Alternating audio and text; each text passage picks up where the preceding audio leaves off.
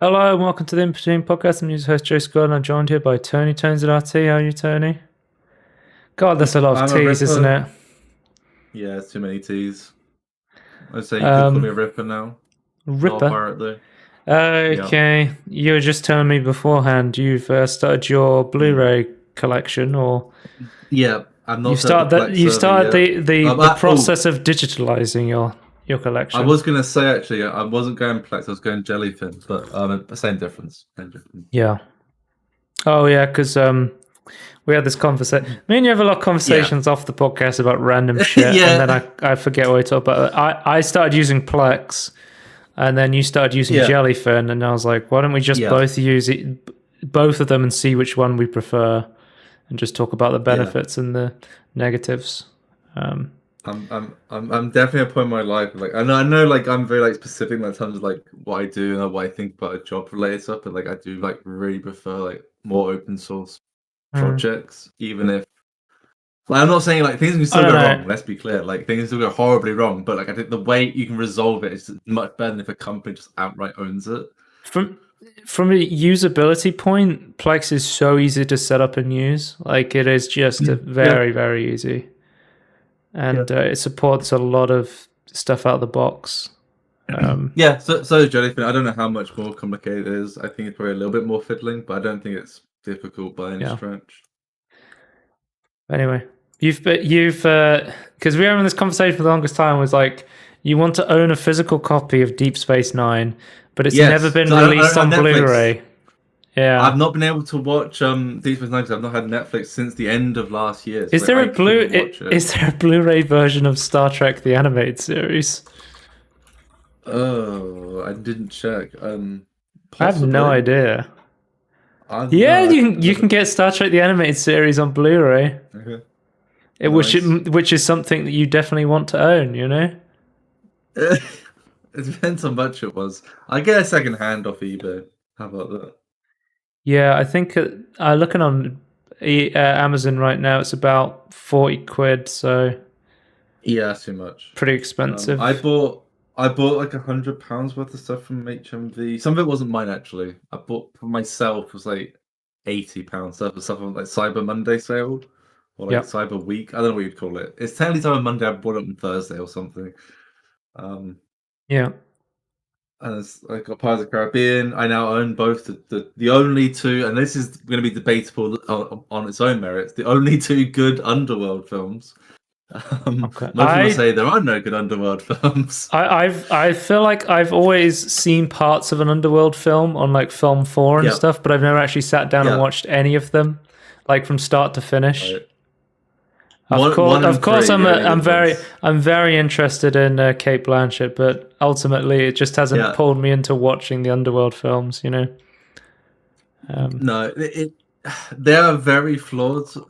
The first one is better than the third one, and if you like the first one, is it then even worth watching the third one? Yeah. But I like them. But I appreciate incredibly flawed, incredibly flawed. I think. Oh, Columbo! I didn't get that this time around, but I got that at the beginning of the year. I'm now able to like got Columbo on like fully Kate Beckinsale downloaded. is who I'm talking about. Who's Kate Blanchett? Who How am was I that you thinking? pronounce it? Who am I Uh, saying? Oh, I'm are you talking thinking of about. someone from Lord of I the was talking to. Rings? Yeah, she's like the elf woman, isn't she? Yeah, yeah. I'm getting my sexy nerd women mixed up. I'm afraid. I'm sorry about that. We need to team up Yeah. in one film. I mean, they, in Anyway. my opinion, they can still pull it off. I know it's been a few Yeah. years, but man. Yeah. So you've been ripping the entirety of DS9, and you said how big was it in the end to rip it all? 340 gigabytes. The Uh, more annoying thing is how many discs it was on, because like they're all DVDs. So it's like two. But oh, sorry, I miscounted. I had two of those things that like added up to 30. I think they were like 60 discs. right. It was insane. So how do Jellyfin servers work? Can you give someone a link to your Jellyfin server and they can connect to it and watch the media on it? Because you can do that with I a think Plex so. server. Okay, right. I'm just Yeah, checking.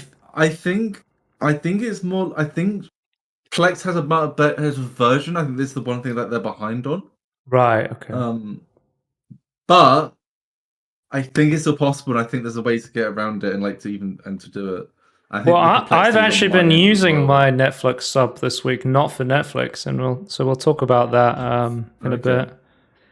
But yeah, is there anything else you wanted to say about anything else you've been up to? No, I think that's about it. I've been doing some other Christmas stuff, like Once again, preparing I've wine and forgotten to do candles the and like nothing introduction. else. Tony, this week we're going to be talking about Oh, GTA sorry. 6's trailer. Yeah. Twitch You did Korea that. is gone, and the Game Awards. Anything you're interested in talking about? I tried not to pick the biggest, most interesting topics, but then I was like, you know what? I'm taking the Game Awards. So Yeah. I and didn't GTA choose one in 6. advance, so I'm having to like I can't remember. I thought you might be interested I in don't know. Bethesda has implemented a mod marketplace into Skyrim. How about that? I do have something to say about it. And The update. I thought I you was might be playing interested Skyrim. in. Did you see the new Steam Workshop update where they've made like a soft mod loader with like mod orders and stuff like that? Oh no, I haven't seen that. That sounds useful. Yeah. Wait, is there okay? So they're like profiles you can switch between. Yes. Nice. Okay. So you can That's make what your I own want. like mod lists, and then you can choose Yeah. the load order. And if they have That's really good. dependencies, Yeah. they will load with Yeah. that mod. Oh my god! Thank you. Okay, that's good. I don't work Those for are two things Valve. that are really huge. Anyway, so Tony, let me do a quick read of the games I've been playing in the past 2 weeks. Lethal Company, the finals release. It's come out on Steam now. It's out of its beta. Steam VR Fest demos. I've also been testing the Steam Link app on the MetaQuest 3. Hearthstone Battlegrounds spell update. Classic WoW Season Discovery. Hit max level of Phase 1, which is level 25. Overwatch 2 on Steam. I played that. I've been playing the Game Boy emulator on the Switch. So apparently the Switch is one of the best Game Boy emulators. So I've been testing that out. Legal emulation. Yeah, so I have Nintendo Switch Online subscription, which gives me access to a bunch of emulators on there. GTA Vice City Mobile through my Netflix subscription, and Super Mario Okay. RPG. So any you're Interesting. interested in talk about there? Well, I feel like we kind of talked about a couple of these either in Tangerines or previously. Right. I don't really understand the Overwatch 2 theme. Like, is that just Overwatch 2? Yeah, it's sort of like Overwatch 2, but you have 500 achievements pop up when you log into the game. There's Overwatch 2 on Steam. I didn't test it on Steam Deck either, which would probably be the more interesting thing about Overwatch 2 on Steam. Well, I mean, I can cross play with people who are on Battle.net works when you're on Steam. So, and also, I'm someone who likes to like on Soldier 76 you sprint, so you press shift and then you press tab to open the scoreboard, and I'm like, oh yeah, I can't do that anymore. Right. I mean, Sorry, which one did you say, Tony? You'd mess up. Well, you tease it earlier, so should we have to talk about GTA Vice City Mobile? Yeah, so Netflix has, for some reason, they've released so the remastered trilogy was they took the mobile ports of the GTA games, number 3, Vice City, and San Andreas, and then they took those and they took them to PC and made the definitive edition in Unreal Engine 4. Then Netflix was like, we're re-releasing those on mobile again. So they're taking what was a mobile port and reporting it to mobile. But this time all you need is a active Netflix subscription and you can just download. So I've been testing them on my iPhone XR. And I decided out of the 3 I was going to try Vice City. And Tony, one of the things they did for this was they actually improved the game, but only on the mobile version, not the actual like definitive edition on console and Steam. The not so definitive edition. Wait, how did they improve it? The game play? So they completely changed like the color grading to be like accurate to the original game, so it actually looks a lot better. Oh no! Instead of it just being like, looking like I, let's say I'm finished. I was going to say Yeah. something else. Yeah, I know they've been That's interesting. slowly fixing um, some of the stuff from the awful release of you know, on the PC version, but the there's a classic lighting mode which makes it look way more like in Vice City. It's way more colorful. San Andreas Yeah. is way more warm, very like a yellow sun. Because like the big thing with the definitive edition was that it was very gray. Was like the really annoying thing about it. Yeah. It just looked flat and grey and boring, and it made other artifacts and other bugs like much worse. Mm. But yeah, like Vice City looks a lot more vibrant on the mobile version, and like I was actually surprised like how good it looked running on my phone. Like my iPhone XR is what, maybe, oh god, when did the iPhone XR come out? So 5 years? No, 4 years, 5 years old? 2018. So yeah, it's about 5 years Oh, old, okay. and 5 years. it was running pretty well. I've seen some people complaining on like higher phones than mine, but for the most part, it was fine. And then occasionally there would be like a big stutter, but I have no idea like what frame rate it's running at because I'm looking at it on like a small phone screen. So I'm not like, Yeah. oh yeah, that's not 60 FPS. I'm just like, yeah, this It feels makes fine. it worse. Um, Yeah. Yeah. but they actually went and fixed a bunch of bugs that aren't fixed in the Wait, the definitive yeah edition, they fixed the bugs? text Imagine to that. text to collision issues. Yeah, I just So can they just release this on PC then? that's Would what that I'm. not be an idea? But they have not announced anything about. Sometimes Rockstar. We'll talk about the GTA 6 stuff because Rockstar does just the weirdest shit all the time. Like they re-release Red Dead Redemption 1, but on Switch and PS4, but not on PS5. Yeah. It's like, what are you doing there? You know, I don't know, but yeah, this was just so surprising to me that they just basically fixed a lot of the issues with the ports, but they only on the mobile version. How it actually plays. Controlling GTA on a phone is very interesting. You sort of use the left side of the screen to go forwards, and then the right screen is a bunch of buttons. So you have like a punch button. There's a button to get into a car. Oh, driving on a mobile screen is an interesting, to say the least. Yeah. So you wouldn't get one of those like iPhone the Backbone one dock things. Is that what it's called? Yeah. Yeah, I'd be interested in getting one, but I don't know if I would, dedicate that enough time to actually use it. I know you're not a PlayStation fan, but they are kind of interested that they like licensed Sony to have like official Sony buttons as one of the versions. It's just so interesting to me. It's like it's kind of cool because like I kind of like I don't know if I would choose one if it was like more expensive. Like if the same options but they're the same, I would choose the one with the official buttons. But yeah, I think because once you get into a car, you control the camera with your left thumbstick, which is reversed. Maybe just for me, I can't remember. Yeah, because things are flipped around on the webcam. And then your other side of the screen, there's like an accelerate button. There's like a brake button, but I was like never quick enough, so I would like steal someone's car and then be like, wait, how do I control it? The guy steal the car from would pull me out, and then I'd try and get back in. But eventually I got the hang of it. No idea how long it's probably going to drain battery pretty fast. No idea how long it would take to like fully drain your battery before how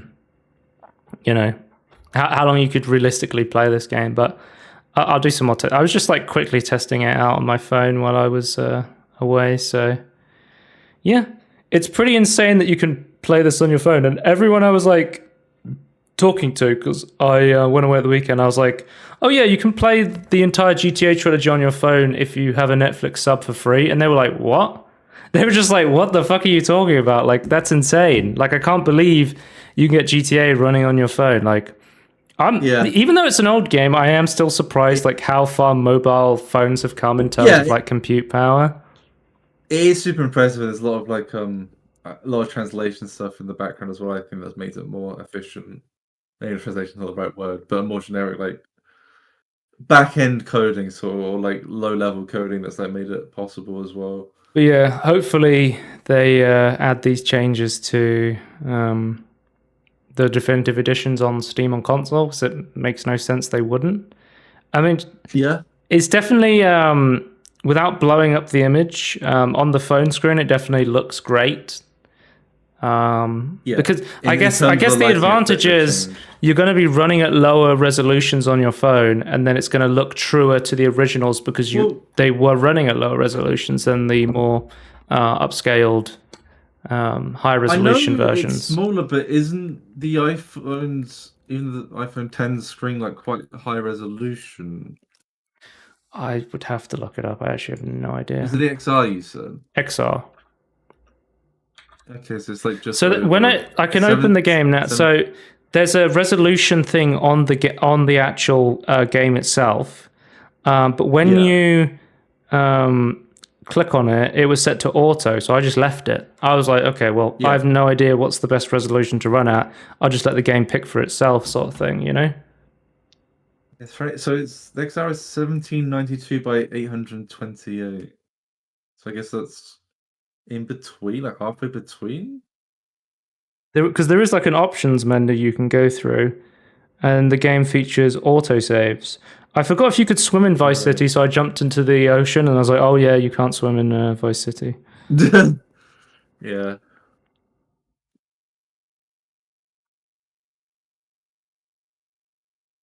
And that's one reason why you should still subscribe to Netflix. Get the This is why you need to sub to Netflix so you can run around Vice City and beat up homeless people. You'll love to see it. I mean, you could just play. It looks pretty good if NVIDIA Broadcast doesn't destroy it. As I am very much really inside this fireplace area. So if you press the minimap, that's how you open the options menu. And then if I go to graphics, resolution.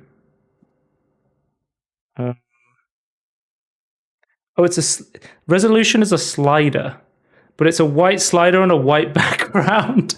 Oh no. Why is it a slider? Why can't I? So what resolution it is? I have no fucking idea. It's about halfway on the slider. Whatever that means. I would assume what it's doing is like it just matches, because on the screen the phone doesn't change, right? So it's just like, I don't know. It's like downscaling it if you turn it down, or maybe it's upscale. I don't know. Yeah. So I've never actually played the actual definitive edition. This is the first time I've ever played the definitive edition of the GTA games, but classic lighting is on by default, so you will immediately notice the change in lighting. It just looks better. Or if you haven't played the terrible PC one, you go, oh, it's as I remember it. But it's like, so if you're like, they've released those weird PC ports onto the phone, should I check them out? If you've got a Netflix sub, you might as well, because they're actually maybe the best version of the game in terms of graphics and look, but gameplay wise, if you have an older phone like me, you will get stuttering sometimes.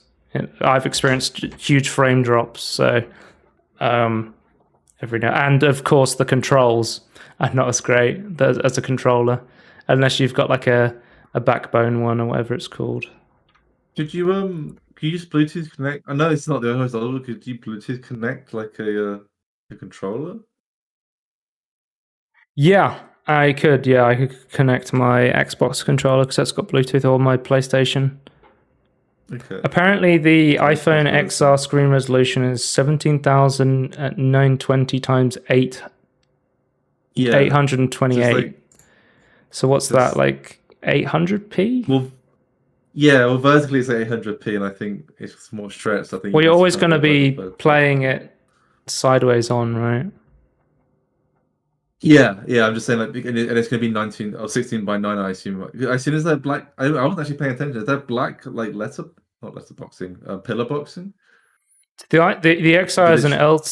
No, it fills the screen. It's one of those phones with a It fills the notch on screen. it. Interesting. It's one of those notch phone things. Yeah. Not striked again. Apparently, the XR is an LCD screen known as Liquid Retina, which I think Apple uses Liquid Yeah. Retina on all their phones now. But apparently, the X, the XS, and the XS Max all had OLEDs screens. Oh right. So yeah, the more you know.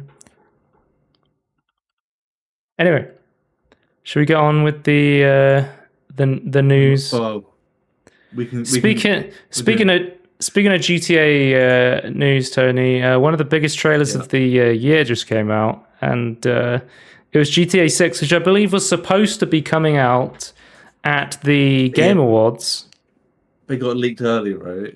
Someone hacked into Rockstar, whatever. They leaked it early, and Rockstar was like, you know what, fuck this. If people are going to leak like a shoddy quality version, we want you to see the real thing. Here's the actual trailer up on YouTube, sort of thing.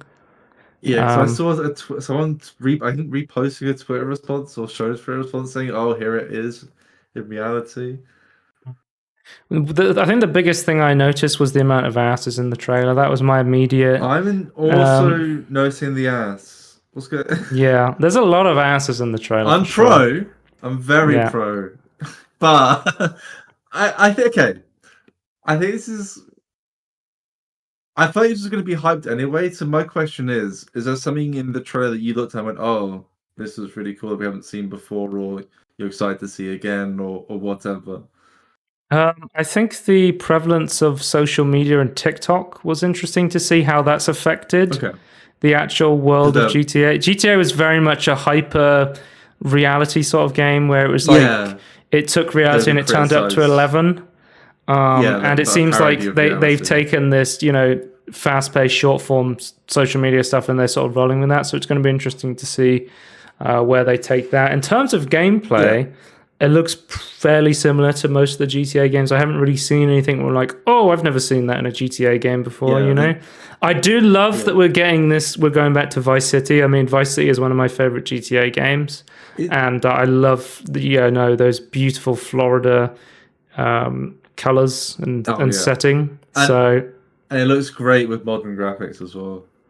I think there's potentially some sort of ray tracing going on, maybe ray trace GI, maybe? I'm not 100% sure, but it seems like there's some sort of ray tracing being used here, and then maybe it switches to screen space at certain points to save memory. I mean, this is our first.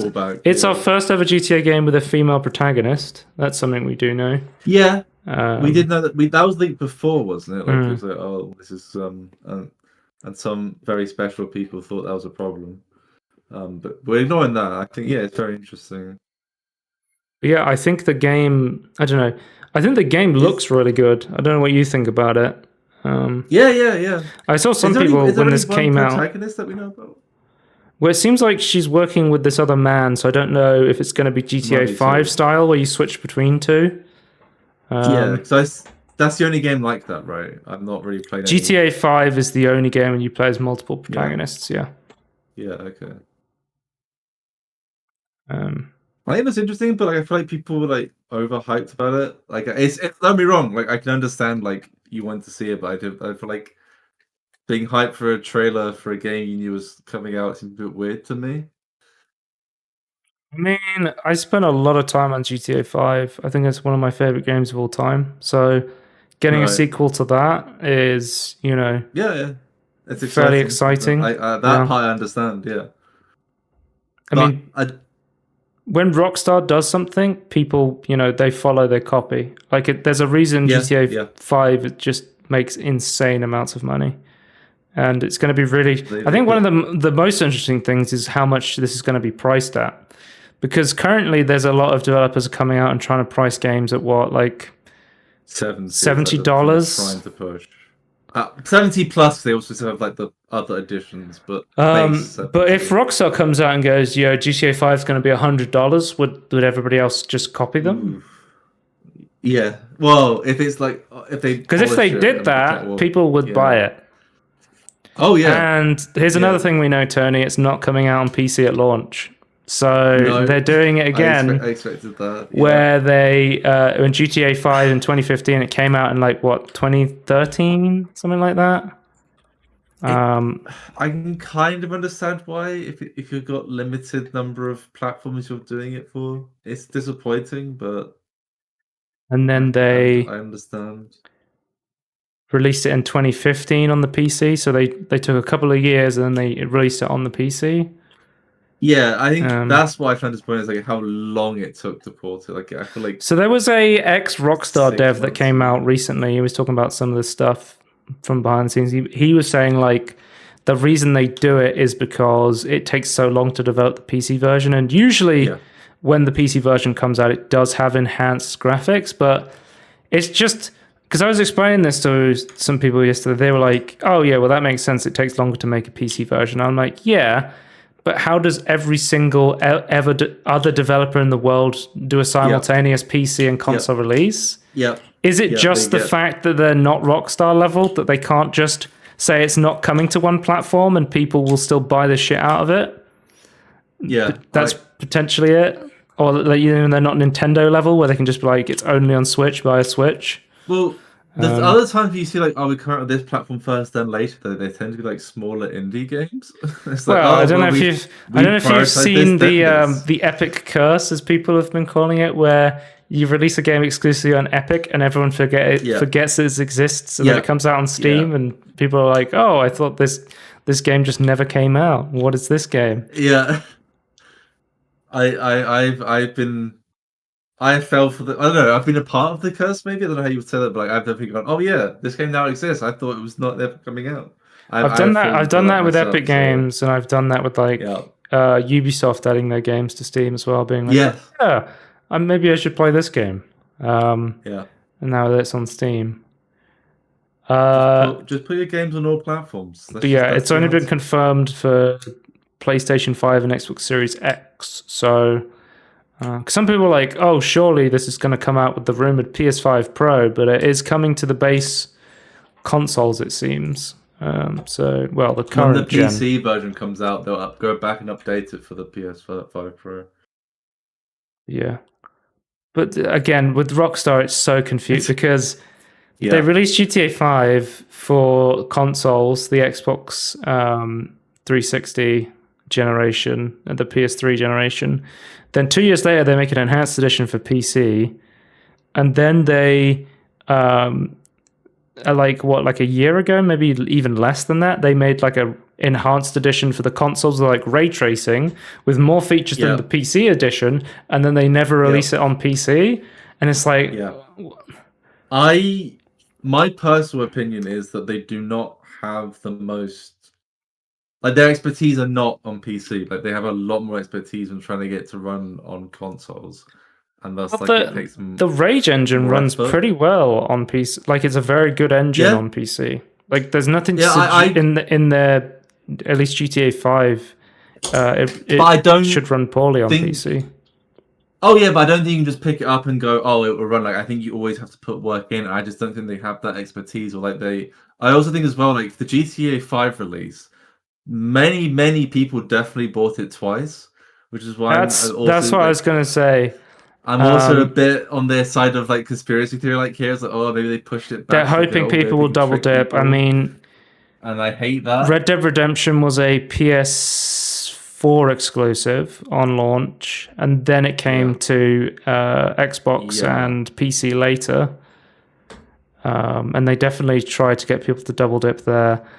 I think yeah. they are I just going to don't hope like it. that people are going to go, you know what, I've got a PlayStation, or I'm going to buy a PlayStation or an Xbox just to play GTA 5, and then when it comes to PC, I'll Yeah. pick it up again and play it on my much more powerful system for the enhanced edition or whatever, right? Well, it'd be and that probably does, but it's okay because it's so good. I might as well buy it twice. It's gonna be that good. Yeah, I mean Like this, yeah, that's been PlayStation's strategy right now for bringing their games to PC. yeah, Is people they literally said like people have been buying the games twice. They've been wanting to play it again on the PC as well. yeah. But yeah, GTA 6, one of the most hyped for games trailers to release. So now we've got it. it. Looks good. I think it looks great. As a GTA hater, it looks good. Yeah. As a GTA hate, I'm not a GTA hater. Self-proclaimed GTA hater. Yeah. Turns it out to. I'm not a GTA hater. I just like don't get the hype that some people put towards it. It's like, it's good. It's very good, but it's not. Yeah. I mean, as a self-proclaimed open world hater, I love the GTA games. So there is something very special about them. It has a lot of polish. I'll give them that. They are somehow like very realistic while also being like very cartoonish in a lot of ways. Yeah. In like parodying and stuff. Like, I don't know. I appreciate the stories they try and tell. Like, I think it is important to have these sort of narratives in games. We'll just have to wait and see for when it releases, because it's not even coming to like 2025 to consoles. So, and by that point, it could be coming to the PS5 Pro. So let's move on to our next trailer. Tony, it's out right now. The Vampire Survivors Among Us DLC. You can now be a sus survivor in I might just pick this up. I think it's like £1. It's out now. The Vampire Survivors DLC is always very cheap because the game itself is super cheap. It's like what, £3 to buy the game. It's one of the best deals in gaming is just buying Vampire Survivors at full price. Especially it goes on sale as well, so you can get it even cheaper if you want. I think there's a Steam sale in like 3 days or something. The Steam sale starts. It's like the 21st or something. I just think it's going to be really funny running around playing Vampire Survivors as a little Among Us did. I mean, I was playing the Vampire Survivor DLC a couple of weeks ago when I was on my Steam Deck. So I was testing out there, just waiting at the vets. So yeah. I think I'm going to pick this up. I think there's some gameplay towards the end. But you get to see, not just all animated. Yeah, you get to see like the little bean running around. So you get to see the... oh my god, that's terrifying. What the hell? That's the shapeshifter, I think. Okay. Who's like one of the newer characters, yeah. But yeah, it's going to be interesting to see how they all control. And then let's move on to Cancellations. Here, I put the page here because I was going to talk about it in releases. No, I was going to talk about it in trailers, but then it released. So I was like, okay, here's the Steam page. It's released. But yeah, it looks really cool. They have the Among Us horse here, which I believe was an April Fool's joke. Interesting. 55 enemies were ejected. Interesting. Oh, can you press the emergency meeting button in this game? There's 2 of them. I have no fucking idea what's going on in half these images. Okay. Can't wait to play. Yeah, it's on sale right now because it's just released and it's like £1.50 to buy the DLC. So very, very cheap. What a great deal. Yeah. I'll probably pick that one up. Cancellations. E3 is officially dead, Tony. They haven't just delayed it this time.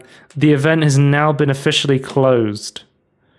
Which is interesting timing because we've just had the Game Awards and everyone was basically calling the Game Awards Winter E3.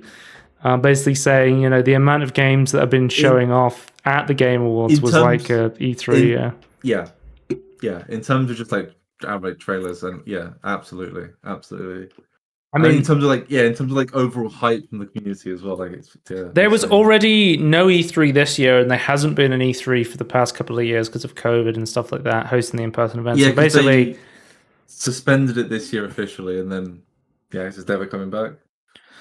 So most of the companies these days have just opened up their own, their own live streams to show off their games now. Trying to cost like hundreds and hundreds of thousands of dollars to get some of the booths, and so like for the bigger booths, I don't. Is it really worth that much? Like you can do it yourself. Yeah, I mean, if you're if you're Sony or Microsoft, it makes no sense. But if you're like a Joe Schmo indie publisher, you probably want to get like a spot on one of those big shows. Yeah, but in the E3, like they put together like combo booths, and then like you then like put like some money into a pot to be able to then Yeah, like get a small section of it. I've never been to an E3, so I have no idea how important like foot traffic is for those booths. Yeah, I've no idea. The only game show thing I've ever been to is the Gadget Show, like 15 plus years ago. So, and by the way, Tony, I don't know if you know this, the Gadget Show has been rebranded. It's no longer the Gadget Show. It's now called Shop Smart Save Money or something. That's an awful Gadget Show. I think because the Gadget Show turned into a show that was about like reviewing like vacuum cleaners and coffee makers and stuff like that. And I think what's wrong with that? I think that they thought if people heard the name Gadget Show, they'd be like, oh, they're doing like high tech gadgets. So I would never be interested in, rather than because their core demographic is like middle-aged people, right? The Gadget Show. It's just going to be people.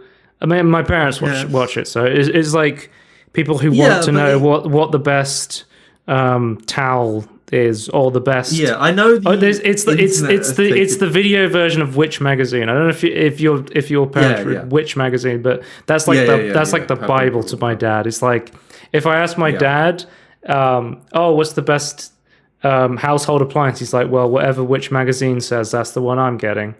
Our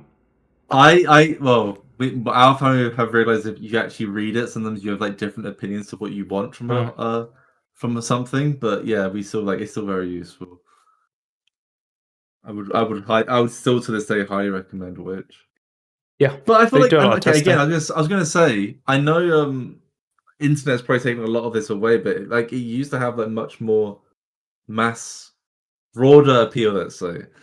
A more wider age range for the Gadget Show. I feel like they kind of did it to themselves, where they've only got middle. I don't know. I haven't watched it in a long time. I was watching it literally on Thursday because my computer was in parts because it stopped posting for some reason and I couldn't figure it out.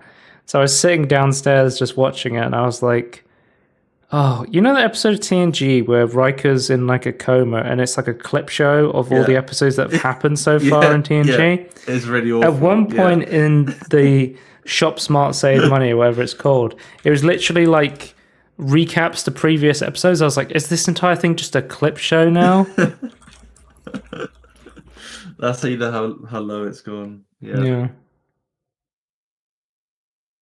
No, bring back the old Gadget Show. There are some good challenges. Tony, I'm starting to think maybe you were right about these Walking Dead games because The Walking Dead Betrayal will be removed from Steam on December 11th. It released into early access on September 14th, 2023. So it lasted about a couple of months on Steam before they've removed it from the Steam store. It was too good. Yeah. It was too good. All purchasers will get a full refund. Because you said previously when you were talking about the Walking Dead games, I was like, these Walking Dead games, they're kind of 50-50. And you were like, what are the good ones? Like, they all seem to be pretty bad. There's I still maintain there's two good ones and the rest are bad. That's my opinion. I'm not, to be clear, I'm not a Walking Dead fan. I'm not a Walking Dead hater like I am with GTA, but I'm not a Walking Dead fan. I really liked season 1 of The Walking Dead, and then I kept watching it, and I was like, why am I watching this show? It kind of sucks. It's kind of the same thing every week. Season 3?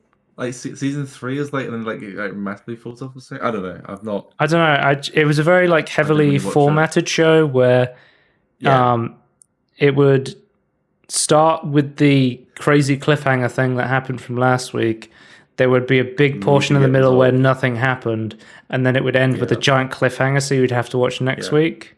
So I was like, I'll just watch something else. I'm not that bothered. Yeah. So, Walking Dead, The Betrayal is gone. Rip Bozo. Rest in piss. Tony, huge news.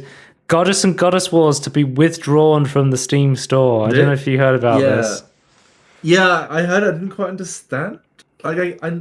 Why are they being removed from the store? So, I thought that you could play them 22 Cans would like to share important news regarding our games. Goddess and Goddess Wars, regrettably due to an upcoming technical change to Amazon Web Services affecting our ability to serve necessary game files to new users, These titles are to be withdrawn from the Steam store. Please be assured that existing players continue to enjoy these games without interruption.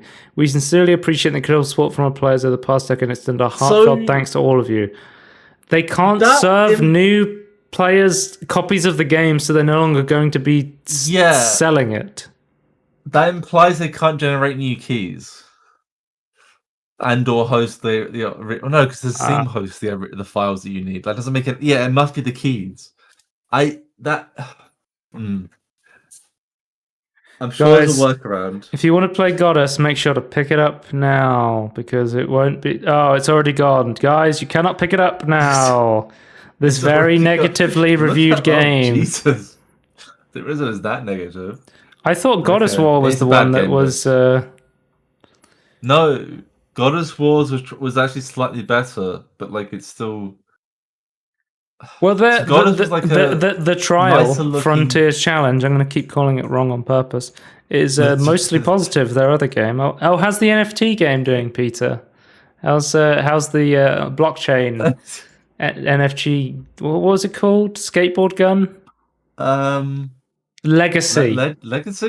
Legacy. I don't know. We snuck in some Peter news. I believe Goddess was like simplified populous, and then like Goddess was like trying to add something extra to it. And it's like, nah. Don't it's such a shame that Goddess never got to release out of early access before the game was removed from Steam. I think that's one of the... It's still in early access, so I forgot. I think the controversy was like Goddess Wars like rebooted Goddess like touching the original game. It's like, well, why don't you just update Goddess? Yeah, it's a bit of a scam all the way down by the looks of it for 22 cans. The formatting on my Steam page is completely broken on this thing. When did this game come out? Let me try opening it in a format. I want to guess like 2013. Goddess release date. Let's have a look. It's Tony 2013. It's only been in early access for the past 10 years. So you know what? It's over 10 years. It's not abandoned. Except they are definitely abandoned the game and then doubly abandoning anyone who wants to purchase the game. Don't worry, no one's. If you've never heard of this game before and you wanted to purchase it, you're not missing. Speaking of awful companies, Ubisoft is making The Crew no longer available on the Steam store. The game will remain playable until March 31st, 2024 for all The Crew owners, but after this date, the game service will shut down, which means the game will be completely inaccessible for anyone who owns the game, despite the fact that you can play most of it in single player. It just requires you to be always online for no reason. Yeah. Which is my biggest complaint. If you pirated The Crew, you have the better version. If you have a cracked version of The Crew, you are literally have a better experience than paid users, yes. Yeah. Congratulations. How hard would it be to mitigate this to a single-player only experience? Probably quite easy. Is Ubisoft going to do it? Yeah. No. In the same way, you could easily make like Assassin's Creed Odyssey into like a single-player only, no online. But I was saying to you, like, oh yeah, I really like The Crew 2 because it is like this really fun way to just jump in and just drive a car, fly a plane, drive a speedboat, whatever. Interesting. But I was like, one of my biggest complaints was you have to always be online. It takes fucking forever to get into the game because you have to log on to 5 different Ubisoft servers just to do anything. Despite the fact I'm driving around doing single player stuff. Like I literally don't need to be on a server.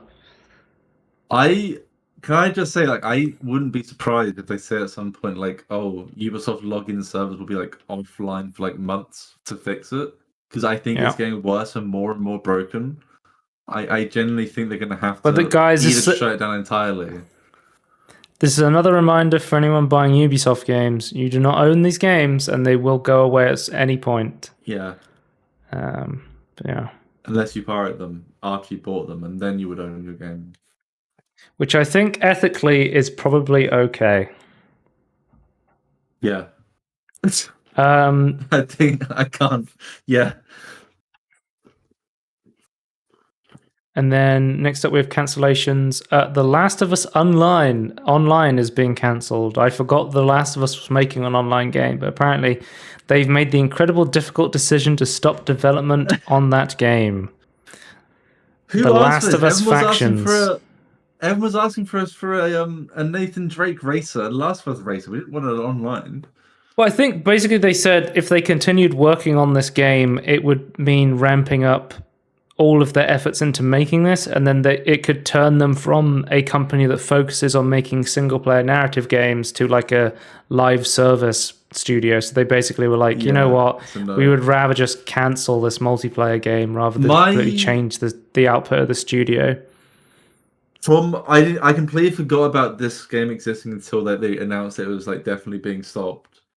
But my understanding, it's like vague memories. I can't remember the names of people, but at some point the CEO was like into live services, like on the live service like hype train, and I think that was like what was pushing it at the time. But I guess now like not. And then I think everyone in the world saw Marvel Avengers and yes, Redfall and every other live service game. Was Godfall one of them? Is that one I'm thinking? Babylon. What was the Babylon one? Babylon Fall. That was live service. It's hard to remember the names of the games because they just don't exist anymore. They literally don't exist anymore. Babylon's Fall and Marvel's Avengers. You can't get them anymore. Well, only 5 people played Babylon's Fall, so it wouldn't. True. I'm surprised you don't remember it. All right, let's move on to releases because we've got a lot to cover this week. Blood West came out of early access on the 5th of December. I believe I checked this out in the Steam Demo Fest. It is a Weird West eldritch horror, immersive stealth FPS. Become the undead gunslinger doomed to roam the barren lands until he manages to purge their curse, freeing his soul. 3 varied scenarios, perk-based character progression, and 20 plus hours of gameplay. I remember this being like interesting but quite hard. That's how I remember it being from the demo. Was I died and then I kind of had to start the entire thing again, and I was like, okay, maybe I want something else. But it was pretty interesting from what I played, and it seems like it's very positive reviewed on Steam. So let's see what people are saying. What is Blood West? At base value, it's a semi-hardcore game, a bit like Resident Evil 4/Dark Souls. You have 3 chapters of gameplay, which give you about 4 hours per chapter. For this game being $25 full price isn't bad. You can go through the missions in minutes, but this isn't one of the games where you want to get it, where you have no idea what it is. Each chapter gives you a new map with new enemies, but upgraded versions. There's a nice leveling system, open world maps, make your own character, old school graphics, exploration focused game. Tetris inventory, they've got the attache case, you'll love to see it. Simple combat, neat bosses. You have to have it. Not so good. Basic story. Weapon play is a bit weird. Some enemies have funky attack areas. Stealth mechanics are a bit odd to noise. Detection. Monetary values are very low, even with perks. Seems pretty interesting. I like immersive sim stuff, so I think I'll be checking this out again at some point. This one, the demo... This demo's gone now, isn't it? Or is it still up? There's no demo on this page, I guess. Maybe they got rid of the demo after the early access launched. There's no on the bottom either. No, there's no sneaky... Well, I think if you're going to go from having a demo to early access, you probably want to remove the demo while you're in early access because it's not going to be representative of the game because the game's constantly going to be changing. And then I think the time to release a demo would be once you go out of early access to be like, okay, this is what the finished game looks like. Yeah, I agree, but I still would argue you should focus on having a demo out for release. I did actually watch a video. No, Tony, early access is just a paid demo. You just have to pay for the demo. I know. But I watched a video the other day. Actually, it's like a dev of, I can't remember which one it was, which game it's called now. I'm sorry, but he has a YouTube channel, and he was saying there's like one. I didn't even think about this as a use for demos. If someone has a bad experience and leaves a negative review because it's not what they thought, because like the game they bought wasn't the game they expected, they will still leave a bad review, and then even if they get a refund, if they had a demo there, that's like almost like a free thing they can check. They won't even like buy the game. They won't leave a negative review because they're like, oh, I don't care. I won't buy the game. The demo was bad. If you're acting in good faith, Yeah, that is It a kind of positive insulates to you you. from. If your It kinda game insulates isn't you. what it actually looks like, and you want people to buy it based on trailers, Oh, then yeah. that's when you don't want to do it. But I'm talking to the developers who are making honest games, who are honest. Yeah. I think about. I know it's more time, and depending on how you've implemented it, and new updates come out later, and how you're developing it, especially in an early access I've played state, like moving out. I would 500. focus on demos, please. As someone who's played like 500 demos this year, I will say I appreciate having demos because it means I can focus on the games I'm really interested in. And if I don't like a game, I'm not going to waste my time writing negative reviews for it. So, but even once I personally played a game, and I played like a demo that was like only in the season of demo, like the demo season or whatever, right? And it's then gone. I then can't go, because I've gone to so many friends like, oh, have you heard of this game? There's a demo you can play to see if you like it, and a lot of people bought the games from that. Like it just I've demos purchased a lot of games useful. based on a demo. Please focus especially on demos. I think it's very useful. Couple of games this year, like Space Lines from the Far Out, during the demo fest.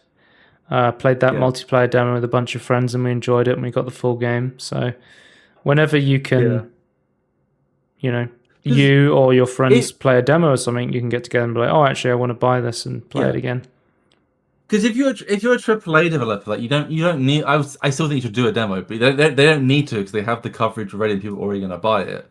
But I think if you're smaller, like I think putting the effort into a demo will pay dividends if done correctly, with certain expectations in mind. Well, speaking of good faith, well-made games, on December 7th, the day before came out, and this game was slightly not what people thought it was. Wait, how much is it? Can you buy it? Just a quick.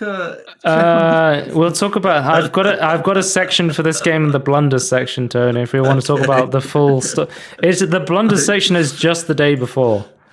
Okay. I'll hold up. And I would say this game is very fantastic. It's a fantastic game. Arizona 2023 is just shaping up to be the year with the best games in it ever released, and the year with the worst games ever released in it. The most highs and the most lows, Yeah. Next up, we have Arizona Sunshine 2 came out, the sequel to one of the biggest zombie VR games out there. I wanted to check this one out. Seems like you can get new dog models. You can get a reduced price if you own the first game, like me, which is nice to see. That's cool. Because they released After the Fall, which was another like zombie style game, but it wasn't set in this universe. So that came out 2021, which I do own. I haven't played yet. But yeah, let's have a look. No left-hand support which alone is devastating of a negative review, deserving a negative review. I couldn't find any workaround for this either, considering how short the game is according to other people. Probably best to hold off until this becomes 75% off. That's the top review, despite it being mostly positive. So, for those who love the first game for the fastest paced combat and wide variety to weapons to pick, be warned, this game is not that. There's more a mashup of the first game and Half-Life Alyx, which, while that might sound good on paper, the implementation of those Alyx elements does not work well when you leave out all the quality of life things that make them go. I go into more detail for those interests, but ease of viewing, here's a bullet point list of pros and cons. The same Arizona Sunshine humor as a pro, more accurate item throwing. Cons: slower, more awkward paced combat due to manual reloading, less weapon variety, lacking performance optimization, a really bad thing in VR, poor grip detection for index controllers, too many dark and foggy areas, too high price tag for a shortage game that lacks the replayability of the first. Wait until they add an Arizona Sunshine 1-star reload option, better grip detection, more performance optimization, lower the price. I've briefly played Arizona Sunshine 1. I think I have the definitive edition. I was going to play it with friends, and then I don't know if you've experienced trying to play games with friends these days of getting everyone on, but imagine that, but like 3 times harder in a VR multiplayer game. So I've never got around to actually playing. I'll probably just play through it by myself in single player at some point. But yeah. I thought it looked pretty cool when you had like the dog buddy. It was giving me very big like Fallout 4 vibes from that dog, you know? Oh, yeah. Or like Fallout 3, you get one as well. Dog meat? Dog meat? Yeah, dog meat. Dog meat's the one in 3. It's also in 4 because they didn't think of a new name. Oh, okay. It's this, both dogs have the same name, do they? Yes. Yeah.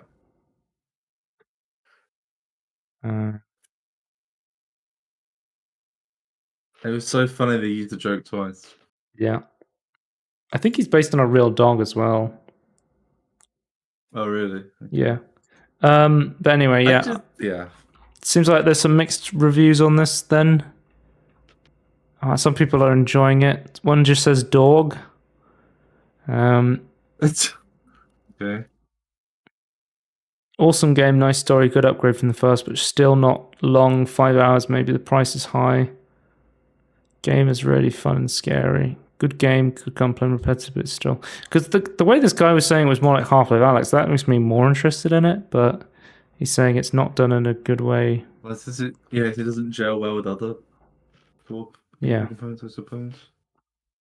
Well, I think currently I'll come back and check on that one later. Maybe on a sale then, if it needs a bit of tweaking. Yeah. Then 8th of December, the final's released on Steam. I have actually been playing this, and it's pretty good. They've added a brand new map that is like a Las Vegas strip. That's pretty cool. The only thing I don't like about the map is it's very like closed off.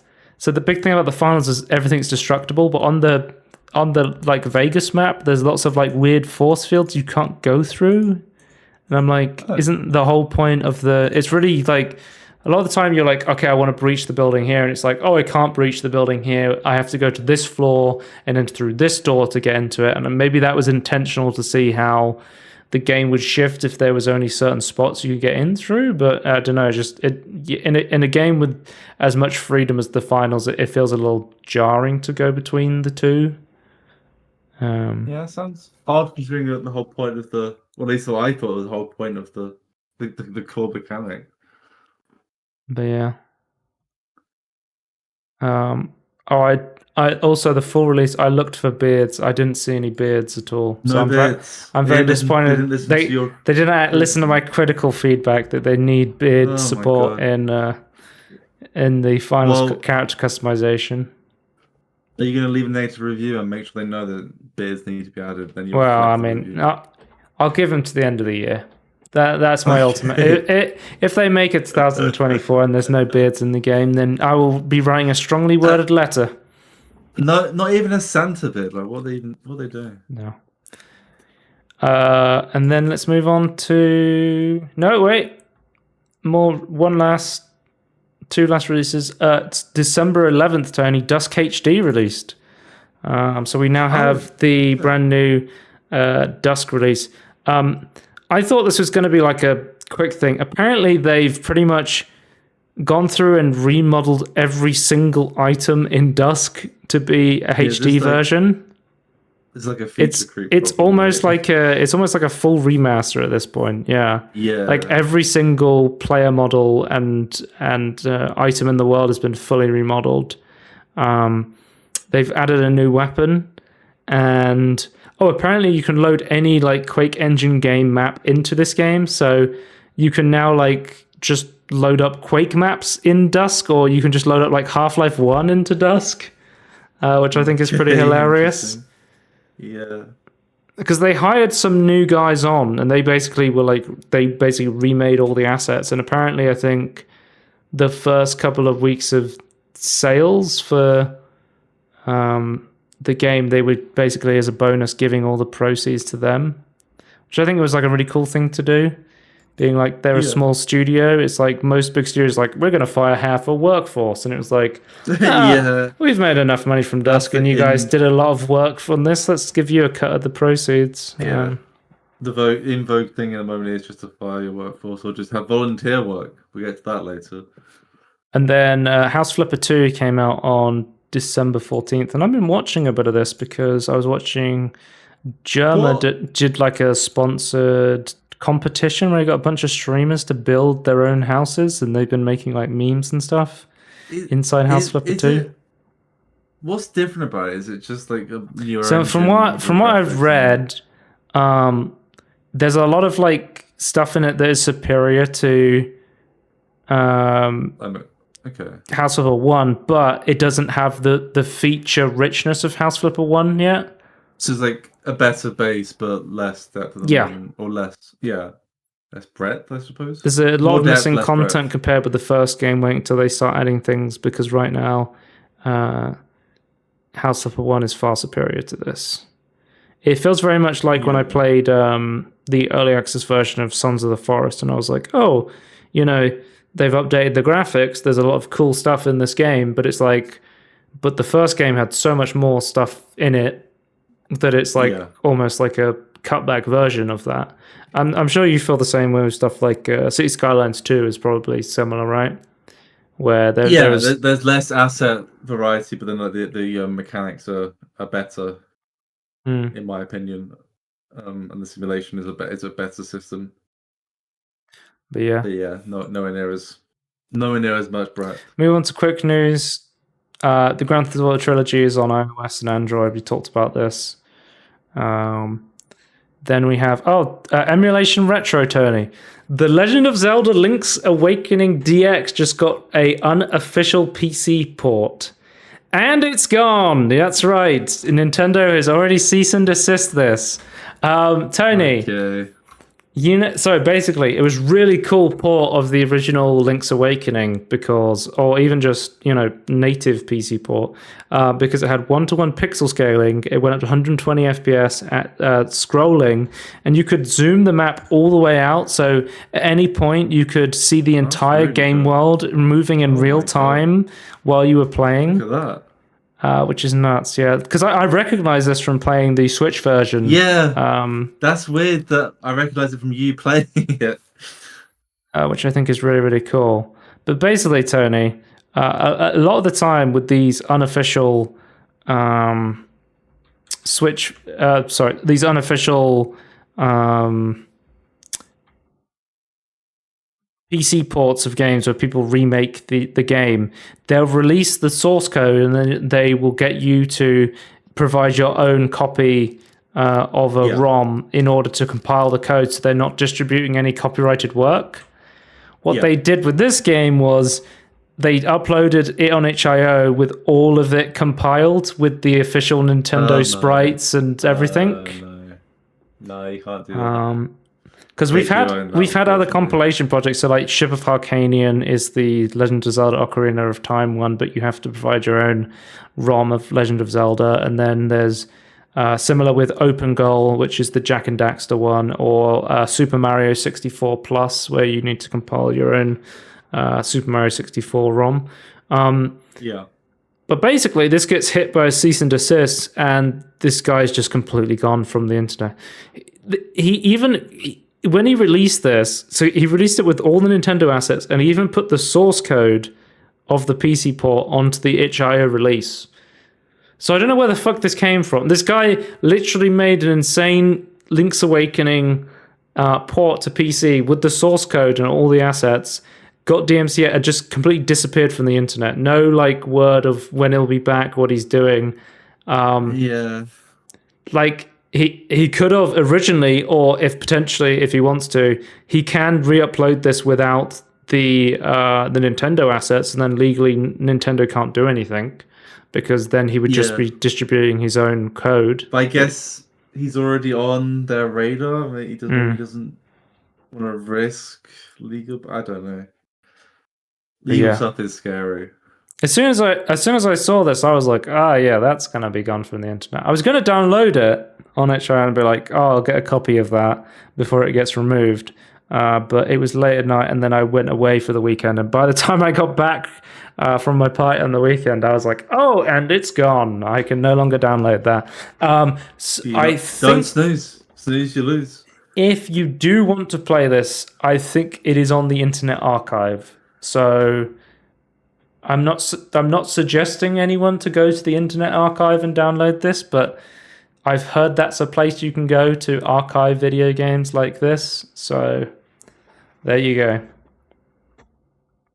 Yeah, Hopefully, kinda we'll sucks. see an official re-release of this without the included Nintendo assets. Yeah. And so we have mod news, Tony, and I was hoping you could tell me more about this because I haven't looked too deep into this, but Bethesda has implemented a mod marketplace into Skyrim. So have you seen this at all? I don't know enough about it. All I can tell you is that I was playing modded Skyrim, and then there was an update. It fucked it up. A classic. Yeah, I even use a tool to like try and back because like there's like people have like archived the old executables. Yeah. But it didn't work. It's still fucked. I'm So- very angry at Todd Howard. Skyrim Special Edition went from 16.640 to 1.61130. With it, the mods and creation menus was condensed into a new UI and paid mods are back. The new UI will let you organize your load order and browse free mods, which was already possible there. The update added a new resource pack. I assume these are free for modders to use and broke SKSE's related mods. The paid mods seem to be the only from recognized mod authors like Trainwiz, who worked previously in the CC. What's the CC? And you might know him from the Thomas the Tank Engine mod back in 2011. Yeah, he is. Okay, that's not his biggest mod. I guess for Tony, you should have got this game on GOG. This only affects the Steam version of the game. The GOG version has no in-game modding menu or creation club because it's stripped of all online functionality. Well, that's true. I already have mods to strip out Creation Club. However, GOG's version is a different executable version. So there's like you need to be careful which version you download now, because they can't possibly have the same executable. It's a complete mess. I might actually take that into consideration the next time round. I would have to like change what it's attached to. I don't know. I just need to. The next time, I'm gonna make sure I have a backup. That's what I'm gonna do. That's the answer, I think. Refuge on Reddit here is saying so. It costs 700 credits to buy some of these mods, and 700 credits is £6, right? Yeah, I was gonna say that's £6.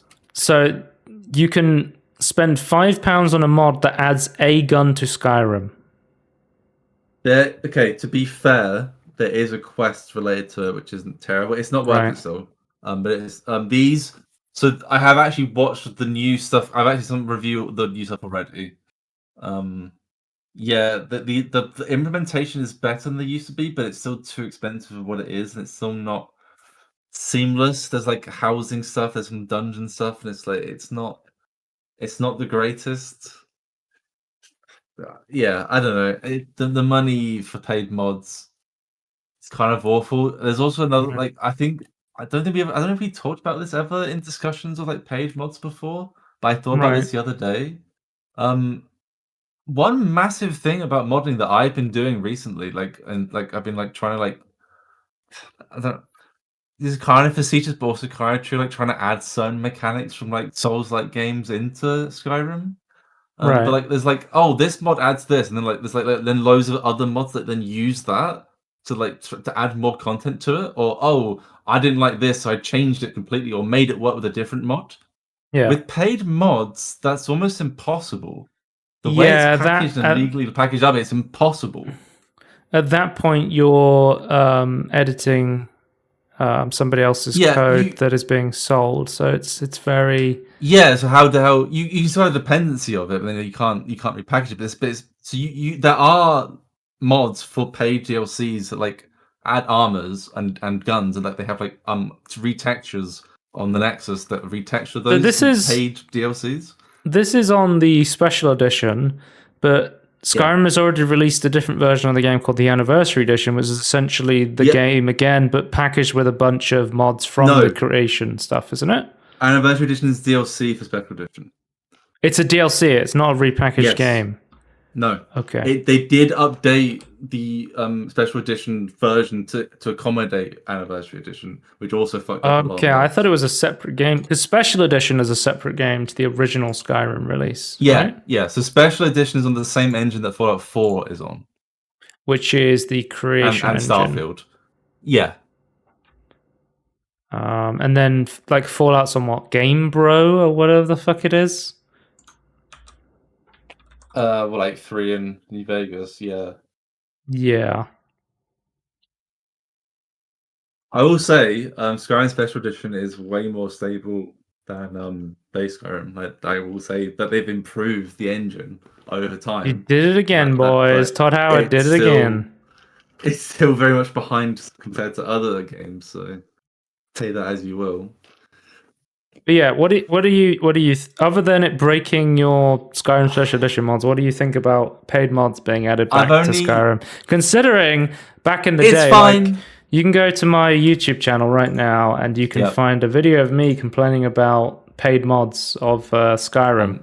On Steam. Let's have a look. The UI, Dear Valve, is fine. 8 years ago, me complaining about the big problem back then was that it was through the Steam Workshop, right? And they were being paid in Steam Wallet funds as well. Yeah. And it was like, I'm going to be honest with you. I think there's one way to do all of this, and I think it's the way Cities Skylines 1 does it, and it's not paid mods. It's, you're a big modder. Can you come and make a DLC like asset pack for us? Like something that's completely new. Well, I think with Factorio, they're making the Space Age update, and it's being made by the mod creator who made the very popular space exploration mod. I think, just hire the modders and then let them make the new content, update the game. Like kind of what they did for Minecraft as well. Like, it's a lot of modders. Like the horses guy, one of the tech mod guys, Horse Armor work for Mojang. I like it. It's almost always Bethesda that gets the most shit for doing shit things, and then after they do it, it becomes normal and everyone forgets. It's like Horse Armor now is so laughably normalized. Yeah, but back in the day, it was such a scandal, and then paid mods was like, oh, I can't believe Bethesda's trying to do this. And now, like, look at Minecraft Bedrock Edition, you know? Yeah. And stuff like that. Like I also don't like to be honest, it really does just makes it microtransaction. Like as much shit as I give to like Skyrim, like I feel like the DLC prices and like the content you got in the original Skyrim DLC were actually worth it. If that's what you were looking for, like, if you think like, oh, Hearthstone, I don't like that. Like, if you were looking for that, I think the price was fair.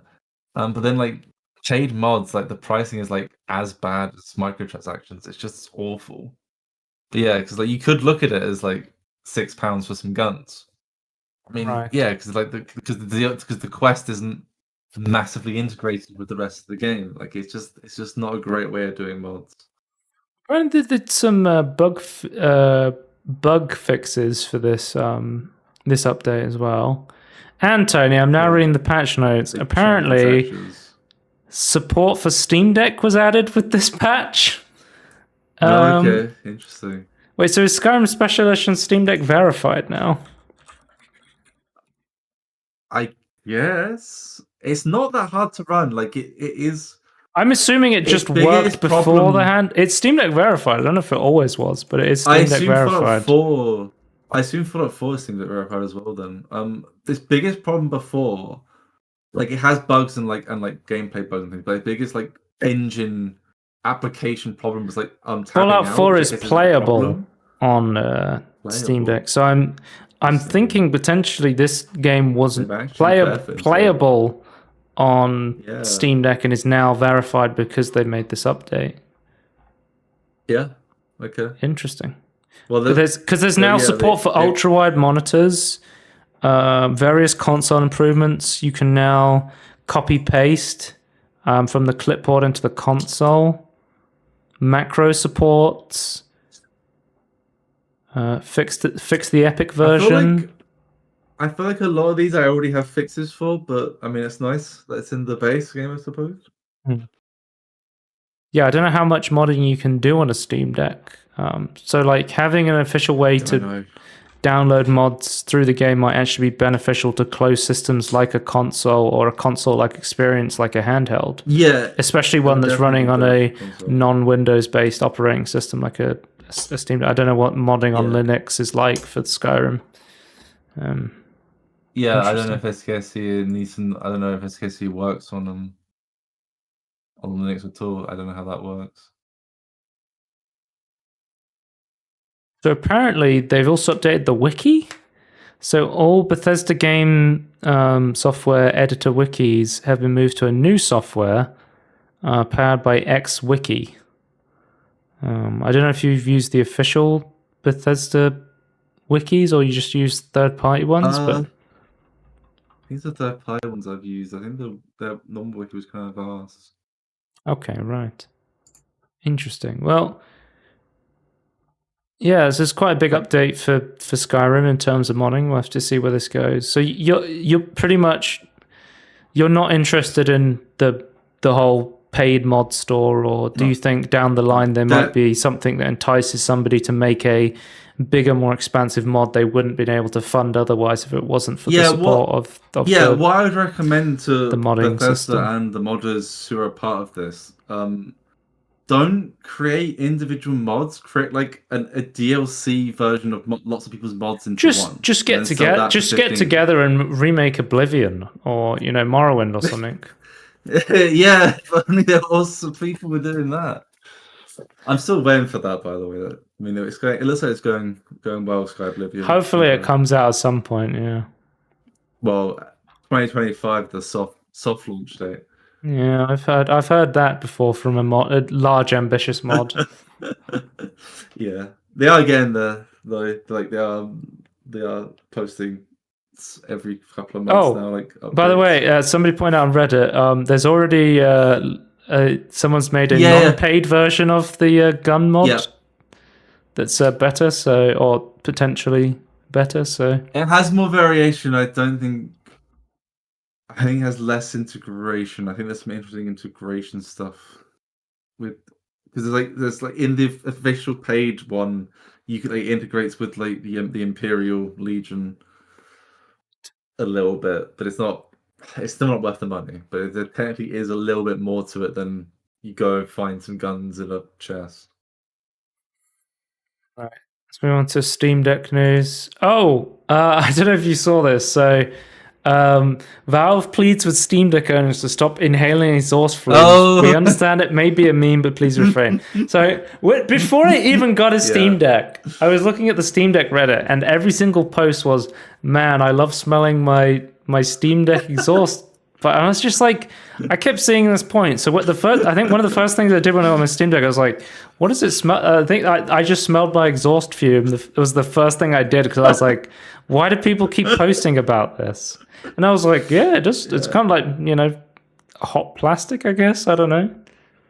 I guess some hot plastic. I guess it's like and thermal paste. Weirdly like nostalgic. But people were pointing. I don't know if you did this as a kid, but I know I did. Every time I would get a game manual for a new game, the game manuals always had that like new game manual smell that was quite pleasing. When you say game manual, like as in like a separate thing, separate to the game, like the game. When you opened the box with the CD, you would have like a little leaflet thing. And you should with the GTA games, it would be a manual, but you could open it up and it would be like a map of the game. You could put it on your wall and stuff. It smelled like a small magazine. That's what it smelled like. It felt like a magazine store. But I think one of the reasons people were doing this was because of the nostalgia for the actual what's it called? The actual nostalgia for the getting something new and smelling it like a console, like a new console or a handheld or a big game manual, like an old Game Boy.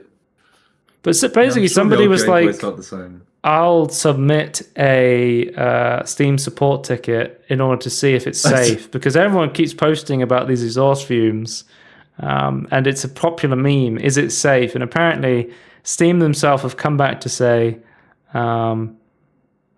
Well, Please it's refrain basically from doing this for the safety of your health. yeah, it's like they're full like I guess their full response is like it's probably fine, but please don't. It's not. You shouldn't Well, be from doing this it. But IGN article, they said, as far as the scientific basis of the decision goes, we can't find any reports confirming that inhaling the hot air produced by portable electronic devices can lead to long-term negative effects, but that doesn't mean huffing your Steam Deck is guaranteed risk-free either. Yeah. I don't know if you saw as well. Like, yeah, I think it is on that. Oh no, it's not. I think this guy who posted the support ticket, I think on Reddit later or on Twitter or something, went, you know what? I've weighed up the options. I'm gonna keep sniffing my Steam Deck. I think what happened was, as soon as you said to the Steam Deck owners, you shouldn't sniff your Steam Deck, the first thing they did was, oh, I'm going to smell it even more now. Yeah, I think but they've probably covered their asses legally, is what I bet they've done with that statement. They've technically told you not to do it. I think there is like absolutely nothing dangerous about sniffing your Steam event, but it's just from a liability standpoint, Valve is just like, well, we can't be 100% sure, so let's just say don't do it. Yeah, you're not meant to inhale fumes for a long period of time or anything that's not like pure air. Like you're meant to have fresh air, like even in your own home. So just bear that in mind. Just make sure you're breathing well. I guess. But yeah, it's a user on Reddit hypothesized that nostalgia is the root of why the scent they like so much spraying. The distinct odor reminds them of playing games in their childhood attic. The rationale doesn't seem too far off base given how profoundly our sense of smell links to amygdala, a region of our brain that processes emotions. This is something I wanted to mention as well. Did you know that Nintendo Switch cartridges put a non-toxic bitter agent on them in order to stop like toddlers eating them? But as soon as they told people that, people went, oh, you put like an put it in your mouth thing on the cartridges. So immediately everyone started licking them to see what they tasted like. Okay, I have a question though. If the current Steam thing is nostalgia of a smell from smells you had back in the day, surely the original time you smelt it wasn't nostalgia. So what the hell was that?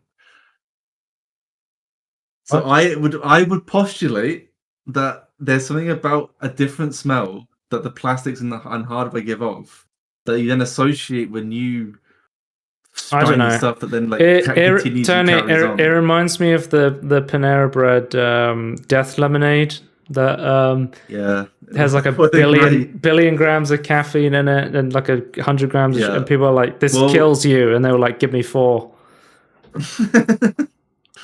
Yeah. Anyway, unfortunately, moving on to Steam news. Steam Awards final picks, Tony. So the voting starts in a couple of days, but by the time we do our next podcast, the voting phase will have been ended. So we're going to do our voting now. Should we start at the bottom and work our way up? I've not voted yet, so I'm looking. I've not properly looked. I've already thought about my vote, so I know what I'm going to pick. Okay. So this is what I am going to pick for the actual thing. So for Sit Back and Relax award, I have no fucking idea. I would go Dave the Diver here, but I'm guessing you're more leaning towards City Skylines 2, given it's a game you've played. No, one over. Oh, Potion Craft. Yeah, 100% Potion Craft. City Skylines 2, I guess it's Sit Back and Relax, but I wouldn't. That's not what I would put in there. Okay. Potion Craft, on the other hand, I think is really chill. I feel like I might have played the demo for this at some point, but I don't remember. I think it just gets really confusing at some point. And I was like, I'm going to play something else. I wasn't a big fan of Potion Craft, but I think it is an interesting game. I mean, the style is top notch. I just think for me, I haven't played any of these games, so this is just purely based on how they look. Dave the Diver looks like a relaxing game. So from my favorite indie publisher, Nexon, their dev Nexon. I thought it started relaxing and then it got not relaxing though. I don't know. I don't know much about it, to be fair. I don't know much about it either, but I thought it wasn't always relaxing. I think the diving aspect is quite relaxing. I don't know about the restaurant part. I guess aspects of. I guess to be fair, if it's just aspects of it that are relaxing, that's fair.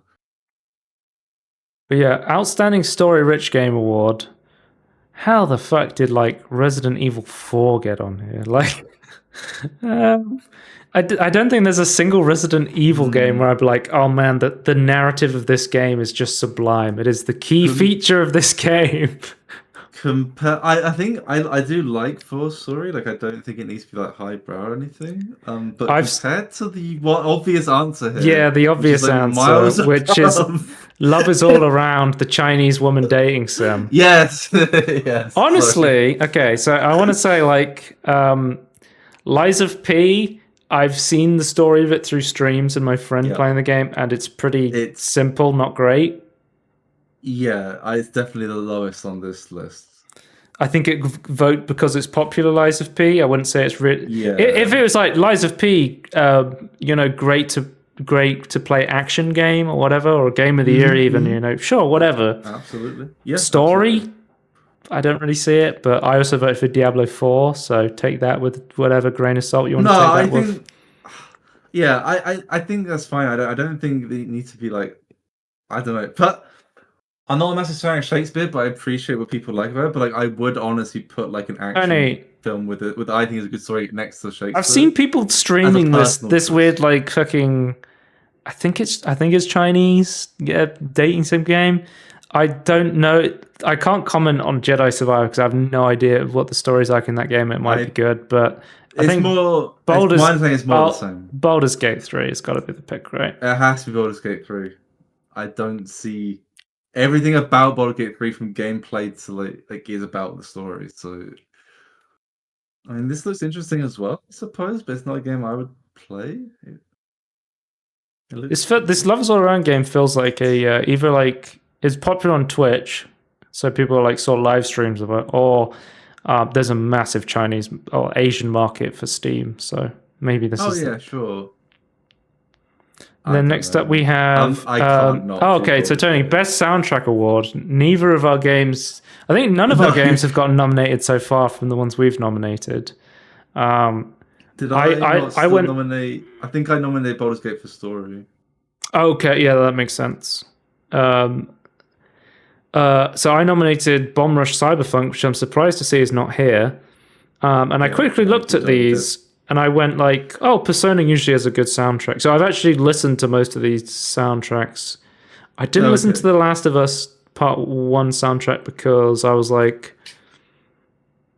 it's maybe that's more of a sound design one, I feel like. Yeah. Your Dead Space one. My Dead Space one. But I listened, I immediately was like, because sometimes I do those quizzes where it's like, madness brackets, pick your favorite soundtrack, and sometimes I listen to songs on the Persona one. It gives me songs from the Persona games and I go, oh, these are really good. I gave a quick listen to the Persona one. I wasn't impressed by it. I listened to Chance the Sonar. It was like kind of like atmospheric, good fit for the game. I was like, oh, it's going to be Hi-Fi Rush, right? Because it's a rhythm sound based game. Immediately it's going to be my favorite. So I start listening to it. The first song I hear is like, is this this sounds like the Black Keys, but not the Black Keys. And I'm like, could they not get the Black Keys, but they wanted to put the Black Keys on there? Tony, the Black Keys is on the soundtrack. They just the first song of the soundtrack sounds exactly like the Black Keys. And then they also have the Black Keys on the OST. But one thing with the Hi-Fi Rush OST was it's full of licensed music. So they have like the Black Keys, Nine Inch Nails. I think the Prodigy's on there at some point. So it's a great soundtrack. But I listened to the Pizza Tower soundtrack, and I gotta say, Tony, it's fucking great. I looked at this and I was like, okay, Hi-Fi Rush is gonna win.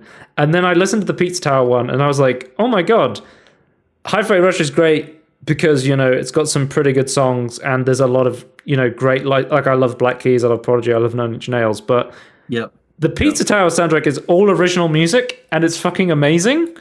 So I think the pick for me has got to be Pizza Tower. I genuinely was listening to the whole OST for Pizza Tower before the podcast, and I was like, you know what? I'm going to agree with you. Pizza Tower is really, really, really good.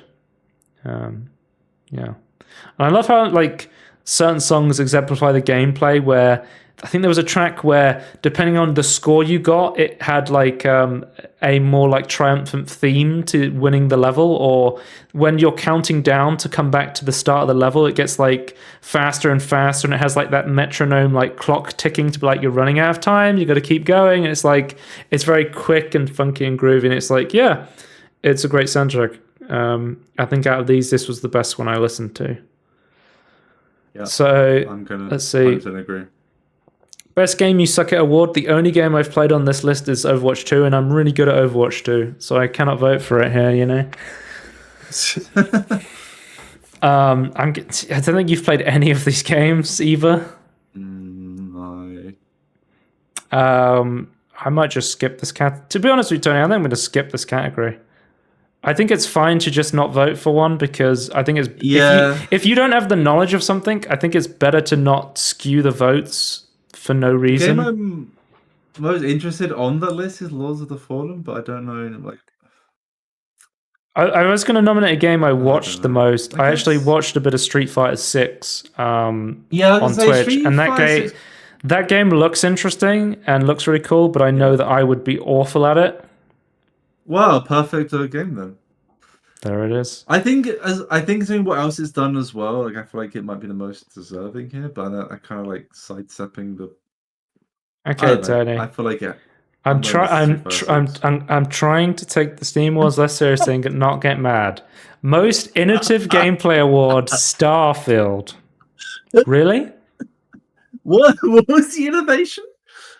It's a basic Bethesda RPG in space.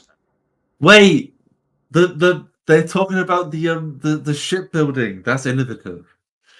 Right. Okay. No one has ever done that in the history of Bethesda. It just happens to be very similar to other games that have already existed. But Remnant 2, I agree. Taking FPS gameplay and mixing it with Souls-like gameplay, pretty good vote. Yeah. I have no idea what this Contraband police game is. Nope. My only move is Hustle. I actually think it looks quite interesting. It's like tactical turn-based fighting game, which I think immediately makes it like a good nominee for this when I can't even figure out what's going on because it's so nothing else is like this. I think for me, that's interesting. I've played none of these games, so this is purely speculative, but Shadow of Doubt has been on my wish list for a very long time because it is a immersive sim procedurally generated detective game. So you basically roam around this big open world and you have to solve mysteries that are made on the fly. And that is just like right up my alley and is super unique at the same time. I think it looks really, really cool. So that would be my pick. I don't know what you would pick here. Probably Starfield, right? That's a big Bethesda enjoyer. You got to go for the Starfield. Yeah. I don't know. I think I would choose the same as you or the Hustle. Yeah. So your only moves is Hustle, I suppose. I'm calling it Hustle. I don't know. I think Hustle. I'm gonna go with Hustle because I think it's more like what I would go for. Outstanding Visual Style Award, another one you can look at to vote for without playing the games necessarily. Cocoon. Darkest Dungeon, Atomic Heart, Cocoon, Inward, and High on Life. My immediate thought here was Cocoon because I think that game looks great. I would only vote for Atomic Heart purely based on the robotic ladies. That would be the entire part of the visuals, the outstanding visuals. High on Life looks fine. Darkest Dungeon is fine. You got that comic book style. Yeah, we've seen it before. The problem with that, we've seen it before. And I clicked on this Inward page, and I don't want to be rude to any of the nominees, but I went, really? This? That was my response to this. I've literally never heard of this game, and my first response was, "This was nominated for visual style." Yeah, we've seen this sort of thing before in my opinion, a better way. But yeah, for me, it's got to be Cocoon for me, and I think you're Cocoon as well, right? I put Cocoon on most innovative gameplay, but if it's going to be on visual style, sure. Next up, we have the Better with Friends Award. And I have played 2 of these games, actually. So I think my initial vote was... what what did I initially vote for? I don't remember now. But Tony, when I voted for this, I hadn't actually played Lethal Company, but now I have actually played a lot more of Lethal Company. I got my awards here. I voted for Jackpot's Party Pack 10, so that's another vote. Yes. My immediate pick here has to be Lethal Company because I've been playing so much Lethal Company with my friends, and it is a amazing game. I think Sons of the Forest is definitely a good game, and I did play it with my friend and had some fun, but it was a very short experience in the early access version of the game, and I think it definitely needs improvement, especially with that 1.0 release. So I think it's a good game in its own right, and I have a lot of hours in the forest playing with my friends, but Sons of the Forest, I think, could do with improvement. And Sunken Land, I'm so surprised this got on here. One of my friends, Mackie, the entire year, he was like, Sunken Land's coming out. And I'm like, I've literally never heard of this game.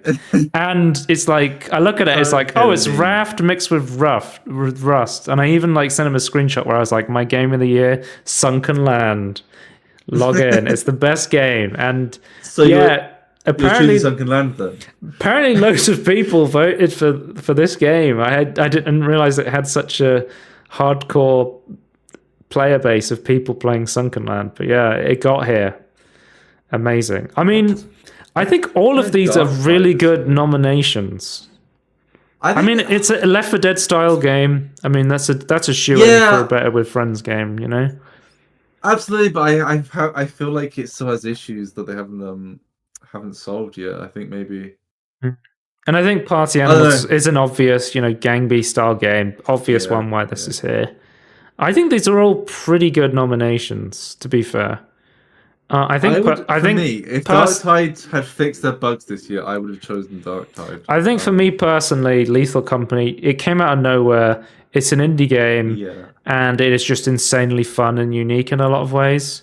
I mean, the biggest comparison I can make is to Phasmophobia, but even then, it does a lot of like really cool shit. And it's cool to see, I think it's always good to see these surprise games where they just one day it drops and then it gets huge, and it's just like, where did this come from? I really like the idea as well, so I think I would choose Lethal Company as well. I think if Dark Tide was less bad, I would choose that one easily, but unfortunately, I think I have to disqualify it. Okay, best game on Steam Deck award, Tony. I nominated Ratchet & Clank Rift Apart, but I believe I said I have played Diablo 4 on my Steam Deck, you but not Hogwarts, on Steam. Hogwarts. Tony, when we get further up, you'll be seeing Hogwarts again for some reason. I think Hogwarts was Steam Deck. Steam Deck? It was Steam Deck verified at launch, and then didn't they... Did they remove it from being Steam Deck verified at some point, or am I misremembering? Well, either way, I don't remember people saying it ran well or anything. I don't remember. I don't. Okay. But anyway, Outlast Trials. I don't even. What is that? It's like a multiplayer. I think it's maybe asymmetric. Like, it's the Outlast. One, yes. Why is that the best game on Steam? Who's playing this on Steam Deck? It's an early access multiplayer. Did you guys mean to put it for this one?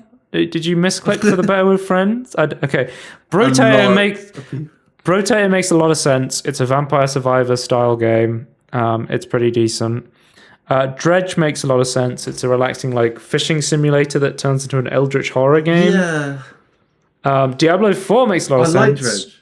It actually has really good controller support out of the box. It worked really well on my Steam Deck when I got it set up through the Battle.net client through Steam. So I'm assuming it's way easier now, because one of the biggest pain points of Diablo 4 on Steam Deck was having to set it up through Battle.net.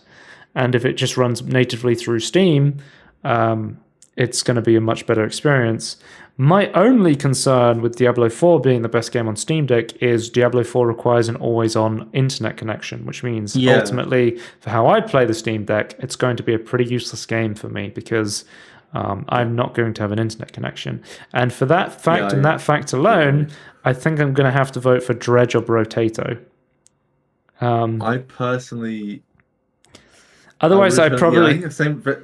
I've shown Diablo 4 for the same reason. I would have done it, but can't for the same reason you're saying. If they released Diablo 4 on the Steam Deck and they were like, and there's a version where you can go offline, yeah, it would be my best game on Steam Deck. But for that sole reason, I cannot, because you would go, well, you wouldn't have feature parity with the PC version. It's like, yeah, I don't know if you know this, but Diablo 3 on PC is always online, but they released separate console versions on the Xbox, the PlayStation, and the Switch that had an offline mode that you could use. Yeah. So they've done it before. Mode that's not up to date. What's wrong with that? The Tony Hawk Pro Skater games got updated on Steam to have an offline mode for Steam Deck. It's possible to do a check to see if you're on Steam Deck. And it's like the core gameplay doesn't require you to be online, so I don't. It might be better, but not required. Yeah, I think I have to choose Dredge. I would choose Dredge based on really enjoying the demo that I played. Yeah. I have no idea how good it is on Steam Deck. I'm assuming every game here is Steam Deck verified. Which but I don't know. I don't know the I don't know the details of that. Well, the only game personally I've played here on Steam Deck is Diablo 4, and it's worked pretty well. So I'm assuming. Yeah. The Outlast trials. Let's move on. Labor of Love Award. I'm going for Deep Rock Galactic here. I think it's a shame it didn't win it last year, but I think this could be the year for Deep Rock Galactic. It has deserved to win this award for a very long time. What are these other options though? I don't think any other ones deserve it. I think Dota 2 makes a lot of sense because of its constant updates through the years. Rust, I think. Does that make it Labor of Love? I don't know about that. Apex is interesting, and then Red Dead Redemption 2, I feel like is GTA syndrome where it's popular, so I vote for it. Yeah. Are you going DRG as well here? Oh yeah, I said if it came up, I would vote for it before. I think it's one that VR Game of the Year is another one where I'm like, some of them I'm like, what the fuck is Ghosts of Tabor? But immediately for me, Tony, you know what I'm going for. It has to be Gorilla Tag. It's one of the best VR games ever made. One of my personal favorites VR games. Like I got affiliate on Twitch streaming Gorilla Tag. I love that game. I think it's one of the best VR games ever made. It created its own locomotion system for VR, and Gorilla Tag's amazing. Yeah.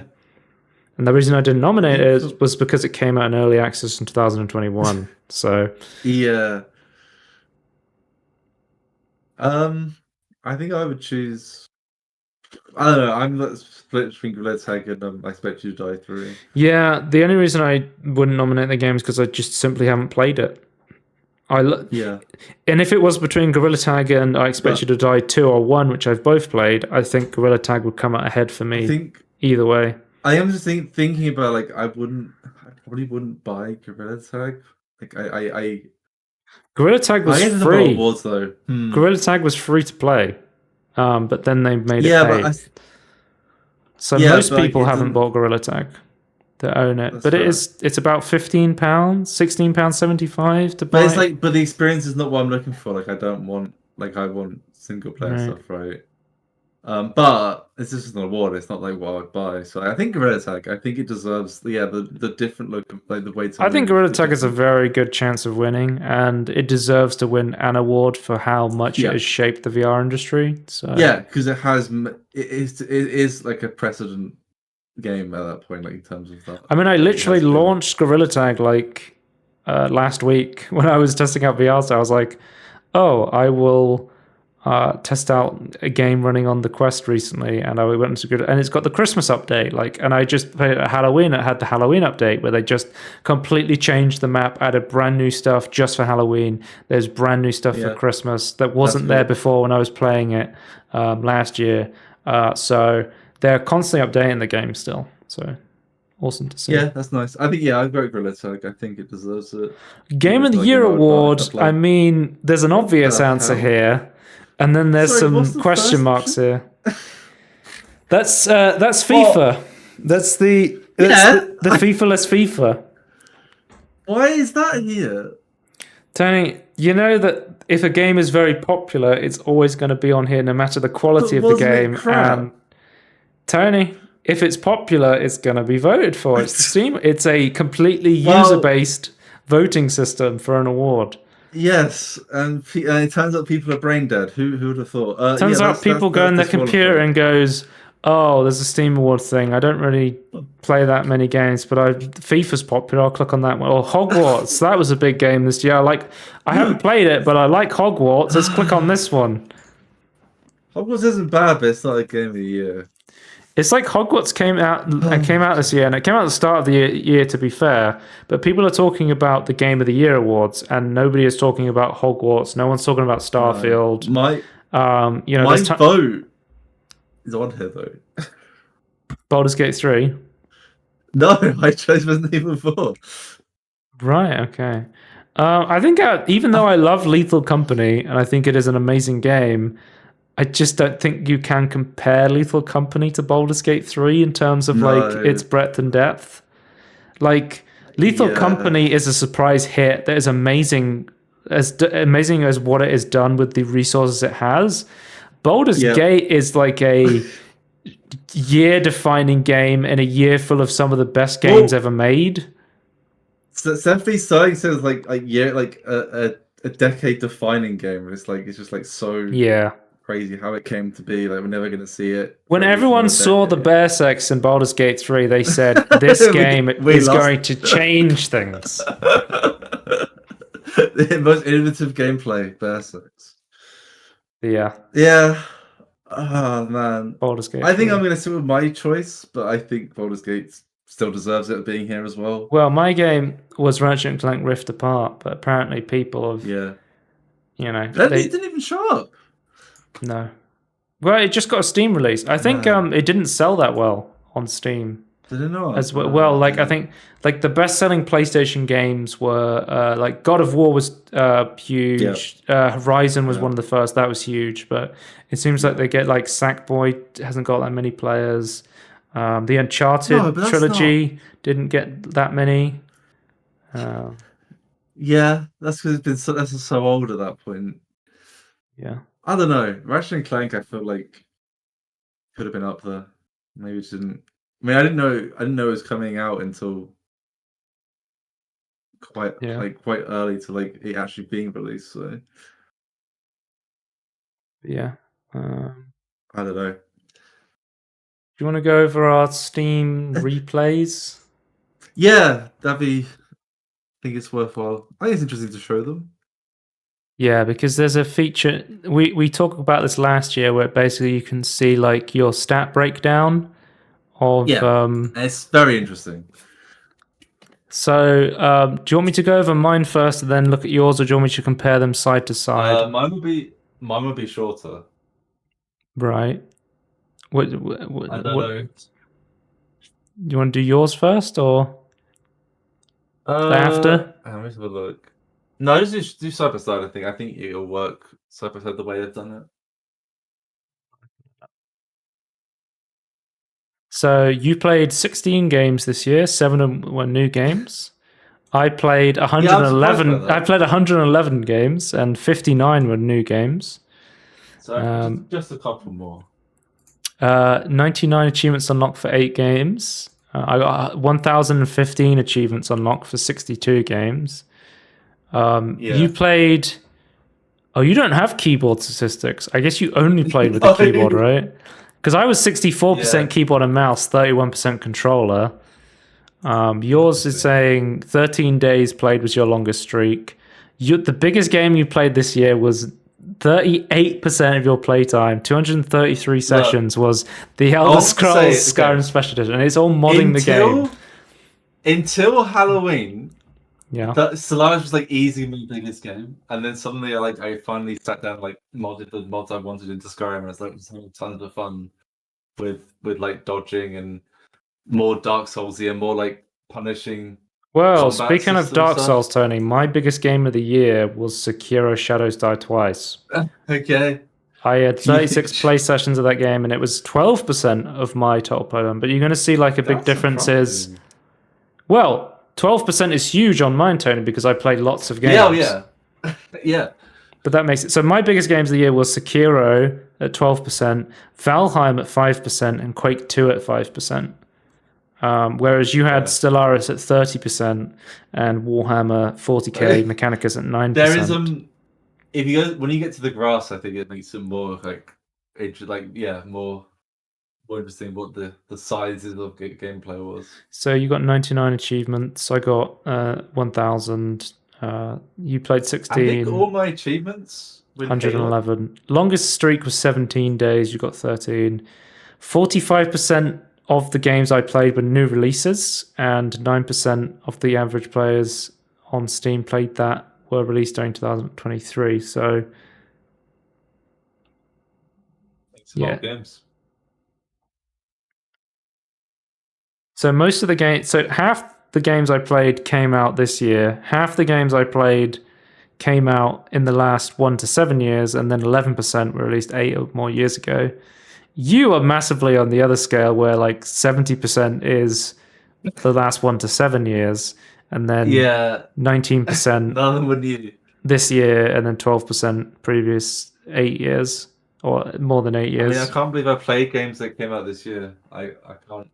So, Turner, you are a Warhammer Space City builder. Yeah, I want that game. That was a great game. Can you release that? I'm a open world survival crafting Souls-like player. Interesting. Rhythm Souls. Actually, to be fair, Rhythm Souls-like. That is what Sekiro is. To be fair, so yeah. If we look like workshop item subscriptions, I had 59. You had 2,248. Yeah, that's what for City Skylines. But I played so much Sekiro this year. It's like, oh, you love Souls-like game, and I'm like, I've literally only ever played one, and it was this year. But that just shows you how much of my year was Sekiro. That it's like you love Souls-like games, right? But yeah, so let's look at statistics. Like, so these quotes, who wrote these? So for the Elder Scrolls 5, it says Skyrim Special Edition. Trenoa was really into this game 2023. You got a super generic quote, right? Mine says, let it be known Wolf could kick Millennia's ass. That's a super ungeneric quote. That's literally saying the main character of this game could kick the ass of the Elden Ring's hardest boss's game. I didn't have Dragon shouted Dragonborn off a cliff or something. Yeah, so did they write like big quotes for some of the games, or how did this work? I guess. Because let's have a look. Visit store page. So for Sekiro, I played 64 hours of this game. So 12% of my total playtime is 64 hours. So you put about just under 600 hours, or so it's under 640 hours in the whole year. Yeah, so your big game was the Elder Scrolls Skyrim, and you played most of it in November. And as you can see with me, the entire month of September is me playing Sekiro, like start to finish. There's a graph with, I don't know if it works for you, but there's a graph that you can show like all games played. That's towards the end, if I go further down. Yeah, there's a month I didn't play a game in. So Valheim, I played like the entirety of January. Here's me and my friends playing Valheim. And then it's like, oh, let's play something else and never play it again because we never got together to play Valheim again. I had a similar problem from January as well. What was you started, Skyrim? No, it was Stellaris. So I didn't have to be playing January that I stopped. No, I was playing on Vermintide 2 in January, and then we stopped. Oh, okay. So you had Stellaris. You played it pretty much most times of the year. Yeah, I'm playing it a bit throughout. Warhammer Mechanicus, you played 100% in August, and no other time. Yeah, I stopped. I had Tony the month of August. 100% of the time I played Quake 2 in August. We were playing very different games that month. Yeah, Quake 2 Remaster came out. I was like, I'm playing Quake 2 and nothing but Quake 2. Um, Ratchet and Clank Rift Apart, the whole of July, I was playing Ratchet and Clank Rift Apart. 100% into that game. You were playing Master Chief Collection in March and October. I'm guessing you were playing that with Halo Andy, as he's known. Of course. I've been playing it myself, or by myself. City Skylines 100% in January. Sonic Frontiers, Tony. 75% in. Apparently, I played Sonic Frontiers so much it made it into my most played games, but What a game. How many hours did I? 20 hours in Sonic Frontiers this year. Jesus Christ. What an awful game. 20 hours too much, in my opinion. But yeah, my playtime by month, Valheim, January. Psychonauts played that a lot in February. Various games. And I like how Half-Life is like sneaking in everywhere. Is that all? Ratchet and Clank. Okay. Well, if you look like I played Half-Life in January and February. Counter-Strike, TF2, Bulletstorm, Payday, Quite big TF2 games. Quake. Yeah, I like the month of October is where I played. It was spooky month, so I was playing like TF2, Evil Within, Half-Life Alyx, Friday the 13th Killer Puzzle. If you see stuff like Ultimate Chicken Horse and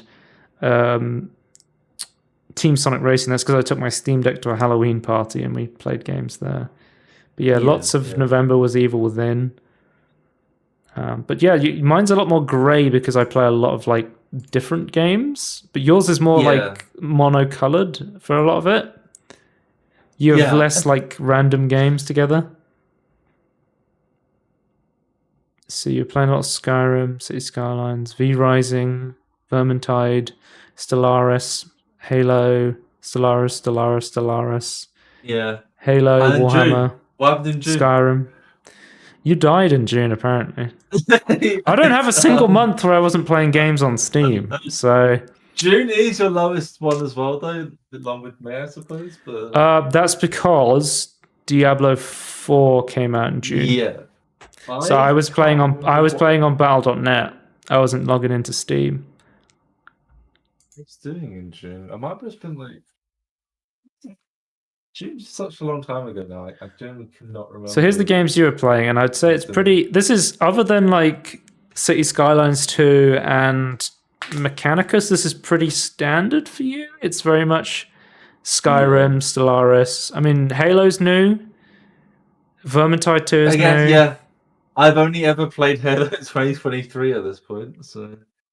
Then you go to like my one, and it's like, I've got a breakdown of playtime, Tony, because mine's going to be longer than yours, because I play in... Not only do I play on Windows, I also play on Steam Deck and virtual reality.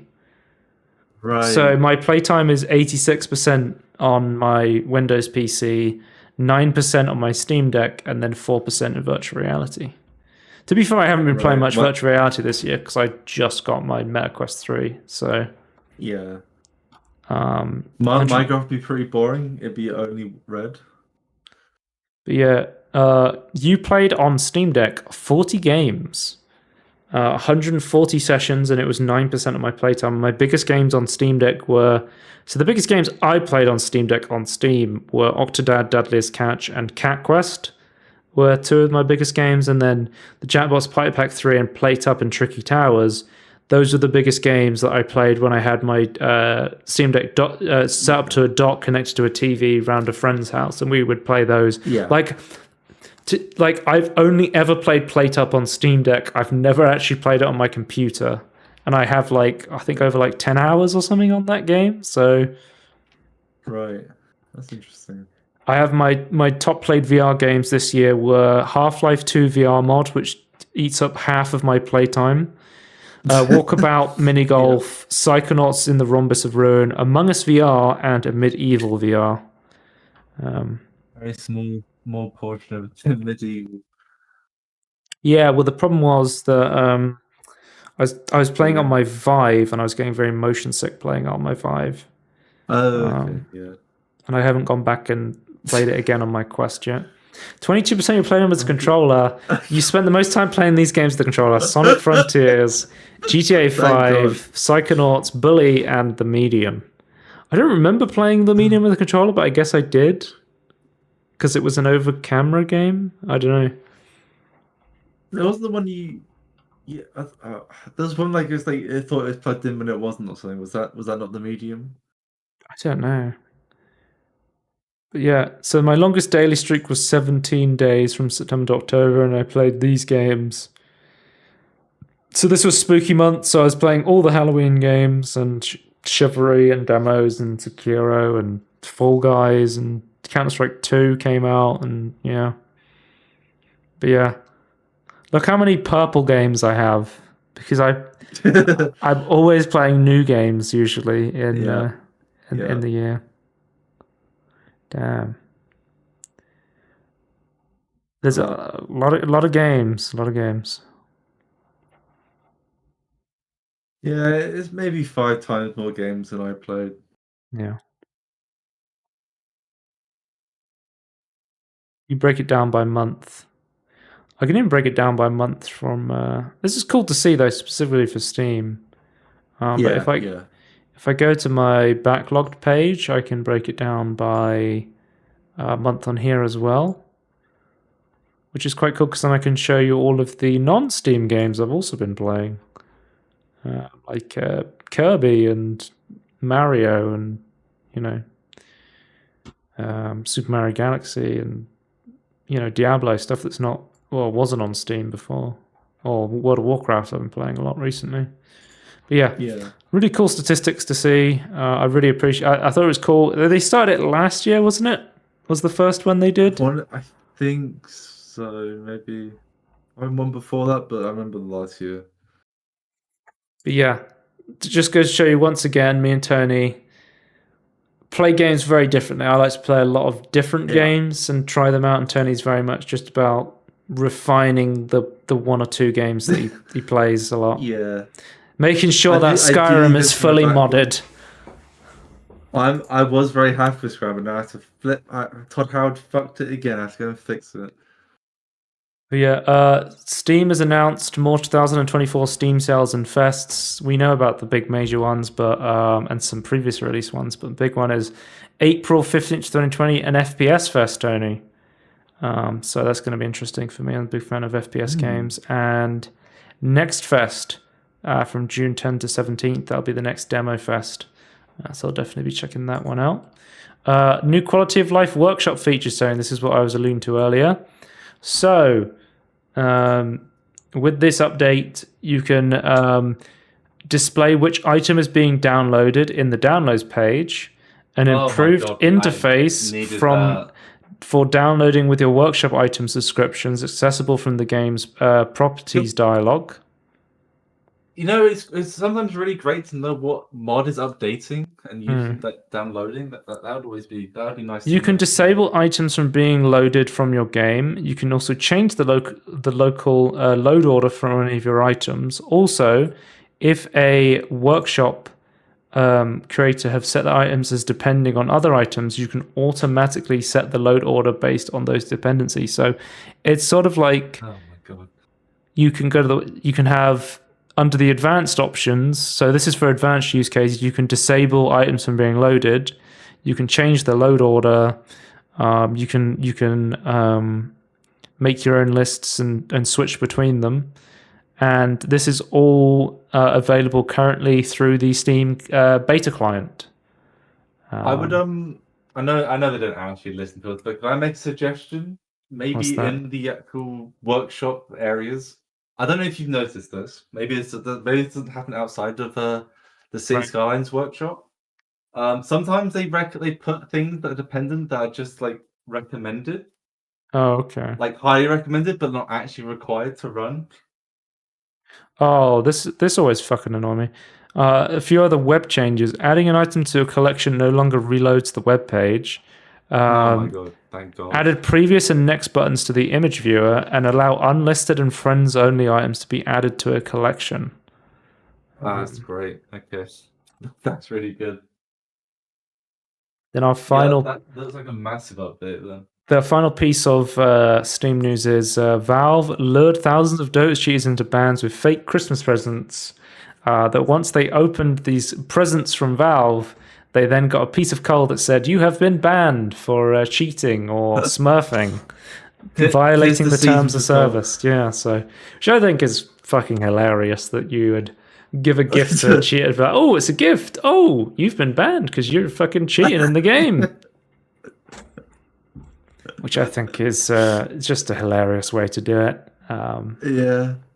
Let's move on to the Blunders section, Tony, because, the day before... so, I've talked about this in the day before in the past, Tony.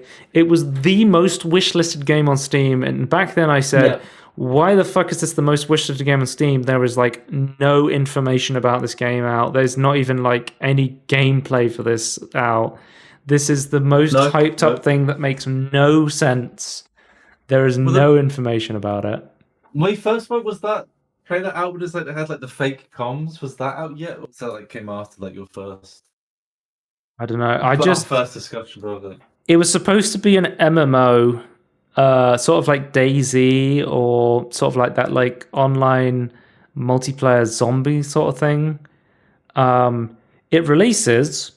People see that it isn't really an MMO. It's pretty broken, and it joins Overwatch 2 as one of the most worst reviewed games of all time on Steam.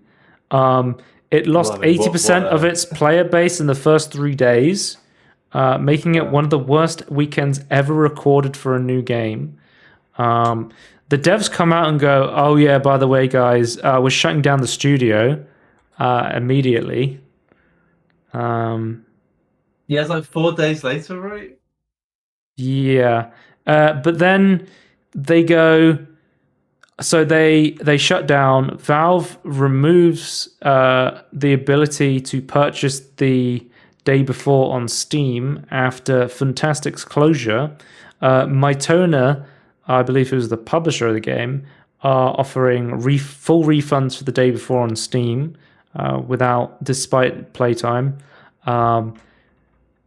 So the day before, Studio Fantastic actually published other games such as The Wild 8, and some other another popular one was Prop Night, which was like Dead by Daylight mixed with Prop Hunt.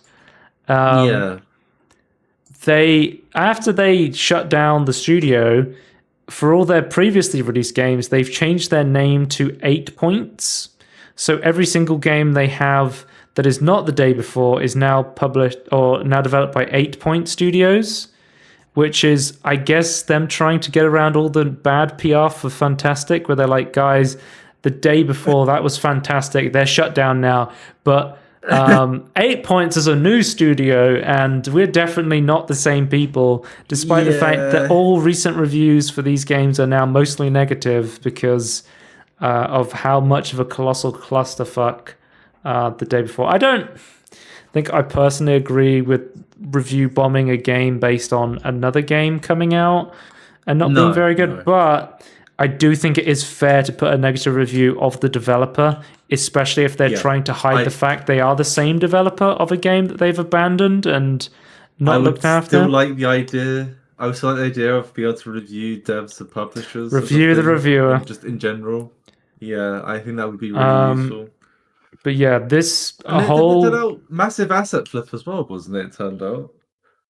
I don't know I'm sure you could, do a massive deep dive on this game and just find out a billion things that are wrong with it. But I just think it was such like a foreseeable thing, where it's like, there's literally no information about this. It looks awful.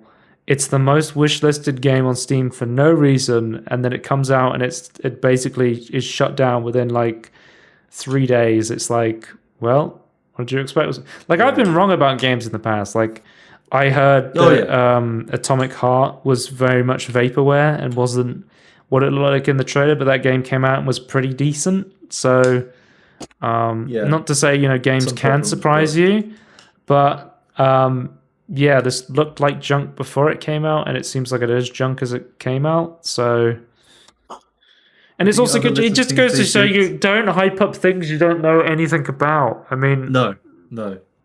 we'll be talking about hyping up things that you shouldn't be hyping up and saying they have multiplayer when they don't have multiplayer, Sean.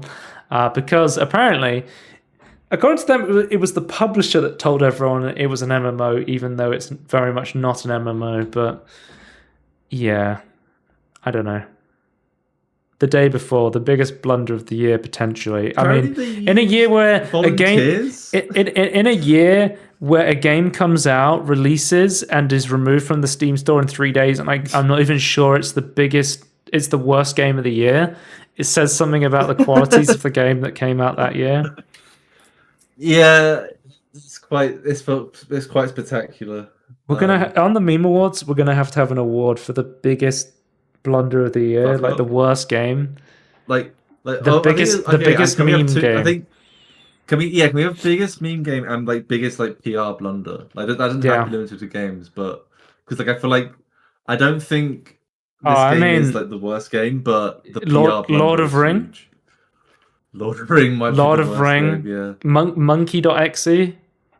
I think Lord of Ring is worse than Kong. Let's have a look. I don't know. Well, I think about that for next year. Yeah, let's move on to VR and Into the Radius 2. 4-player co-op confirmed. Into the Radius was a very popular, I would say, like post-apocalyptic survival game in VR, and it's been confirmed that I can't remember if the sequel was announced yet, but it's been confirmed that it will have 4-player co-op, which is really cool to see. And yeah, it looks really cool. Let's move on to business news. Epic wins. So Epic kept trying to sue Apple, saying that they had a monopoly because of the App Store on iOS, and they lost. But actually, they've still been fighting Google. I don't know if you heard. They actually won. The jury decided that Google had an illegal monopoly in the App Store fight with Google. And this was due to the jury decided Google's sweetheart deals were too much. So if you don't know, sweetheart deals are like secret deals with big companies to give them better cuts because they bring more business, which is very anti, free market because the bigger players get better cuts. So like I think it was revealed like Spotify paid nothing to be on the App Store, whereas other big apps had to pay like a big cut to Google. It was like, okay, it's like a 30% cut or whatever. It also entices them to not develop their apps at any other like third-party store, like the Epic store if it existed. But what this will mean, we're yet to see. Really, this is gonna, Android already has more than one store with like the Amazon side loading, and then you have like the Amazon App Store. I don't know, but it's like I think the argument Epic for the Google side or the Android side of it was always like, well, yeah, but it puts like so many warnings that normal people don't want to do that. Where like apparently they would have been completely fine if it wasn't for these sweetheart deals. This was like the part where they fucked up. I think I'm going to be honest with you. I don't think these lawsuits really. I think it does help to some extent, but I think what's more helpful is probably like EU legislating these sort of things, like saying no, you have to do this and make your store more free, or your devices more free for any storefront. And then next on business, Twitch is shutting down in Korea, which is like sad news, super crazy. Like I watch a lot of Korean streamers, and it's a shame that their decision right now is emigrate outside the country of Korea, or you're permanently no longer allowed to stream on Twitch. You have to move to a different platform, which is like insane. Like you have to become this time. Yeah, so Korea like lacks net neutrality and is charging foreign businesses huge sums of money to host data in Korea. And even businesses like Netflix and Google have had to make deals with like the telecom companies like SK Telecom and KT, Korean Telecom. And basically the way Twitch was getting I don't know if you know this as well. In Korea, they double dip. So you have to pay to receive the data in like a subscription fee, Oh my like a God. monthly internet fee, right? But you also have to pay to Yeah. send data in Korea as well. So they like double dip you Jesus on both ends. Christ. Yeah, it's nuts. But yeah, originally what they did was they were like, okay, in order to get around this, we will just make it so if you're inside Korea, you can only stream to Korean people at max of 720p, and you can't make clips. And this will cut down massively on data, right? Also, the way they charge for data is like based on the gigabyte or something like the way they charge for data is also insane. Again, because net neutrality has been completely monopolized out of Korea. Well, yeah, there's only like a few mega corporations in South Korea, so Yeah, they've been and they control a yeah, lot like of it's like a government lot of policy policies. is controlled by KT, SKT, and Samsung. Yeah, yeah. Like I have friends in the government. Like that, it's like So yeah. to be fair to Twitch, Dan Clancy, the new CEO of Twitch, he has done more in like a year of being on Twitch than Emmett Shear ever did in like his tenure as Twitch CEO, because I think initially he was like he didn't know much about Twitch in terms of like the actual what it is to be a Twitch streamer. But to be fair to He's him, like a business guy, right? he came on and he was like he became a Twitch streamer. He basically, if anyone wanted to talk to him, he went on the Twitch stream and he talked to them. He started his own Twitch channel. He applied for partnership without telling anyone and got denied for being a Twitch partner. And was like, oh, so that's how that works. But he basically went on a Twitch stream and he talked about everything. He was completely transparent and was like, this is what we have done to try and fix this. So we were like, our first idea is, well, what if we change the streaming quality to be 480p? Which again, he was like, that's like an awful experience because anyone in Korea has to be watching in 480p and streaming in 480p. It's going to be a much, much worse experience. And you may be like, well, surely the other companies would have to do this. Well, companies like Africa TV, who are based on Korea, they don't have to pay these huge sums because they're inside the basically a lot of these policies punish foreign companies because they want to try and create more growth inside the country. So it basically is just completely Instead of competing directly, it's or giving pushing a lot of funding to foreign compete. companies outside of the country. And 480p, it would basically be like a really awful band-aid and it wouldn't be sustainable. Like Twitch is already paying so much money to try and keep hosting Twitch in Korea. They're losing like a lot of money on it. As well, a lot of this money would then go to the competitors anyway, so like what's the point? They also thought about doing what Meta is doing, which is like hosting nearby in someone like Japan or China, and then sending it into getting them to send it into the country. But then again, it wasn't a great deal. It's not sustainable. You would have to hand over your data to somebody else. It's not like ultimately going to be like a great solution. So ultimately, they only had one choice, which was to shut down the business. But ultimately, what they said they were going to be doing was they've given them massive heads up. So this is happening in February. They've given them about 3 months. They said, hey, Twitch Korea is shutting down. You need to figure out what you're going to do. And their options are they are allowed in any way they want to advertise different platforms.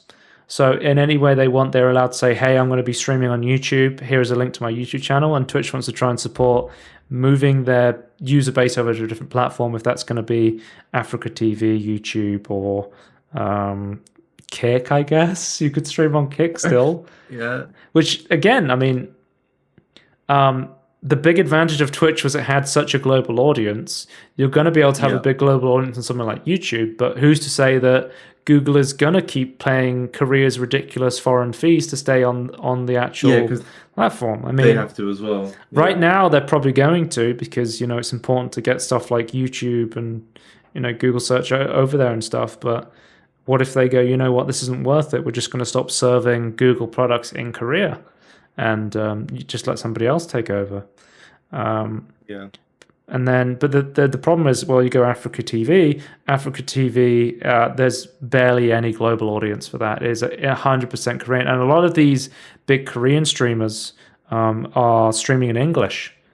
So a lot of their audience are not going to watch them on these platforms, let alone watch them speaking in Korean, because they're just not going to understand what they're saying. So I think they'd have to move to like Japan or even the US or something. yeah, so a lot of streamers, like some of the big IRL streamers who move around a lot, if you change your, if you're able to change your like business account of where you live and where you make your money and pay your taxes, you can keep your Twitch account, but that would mean like getting a green card for somewhere like the US or Japan, or and those aren't easy countries to get green cards for. So it's insane that like they're like, hey, if you want to keep streaming on our platform, just move your entire life. Yeah, that's when corporations own. That's the weird reality we're living in right now when it comes to these non-net neutrality laws. It's crazy. It's awful, yeah. Shall we move on to the Game Awards and the podcast? Did you watch any of the Game Awards? Not properly.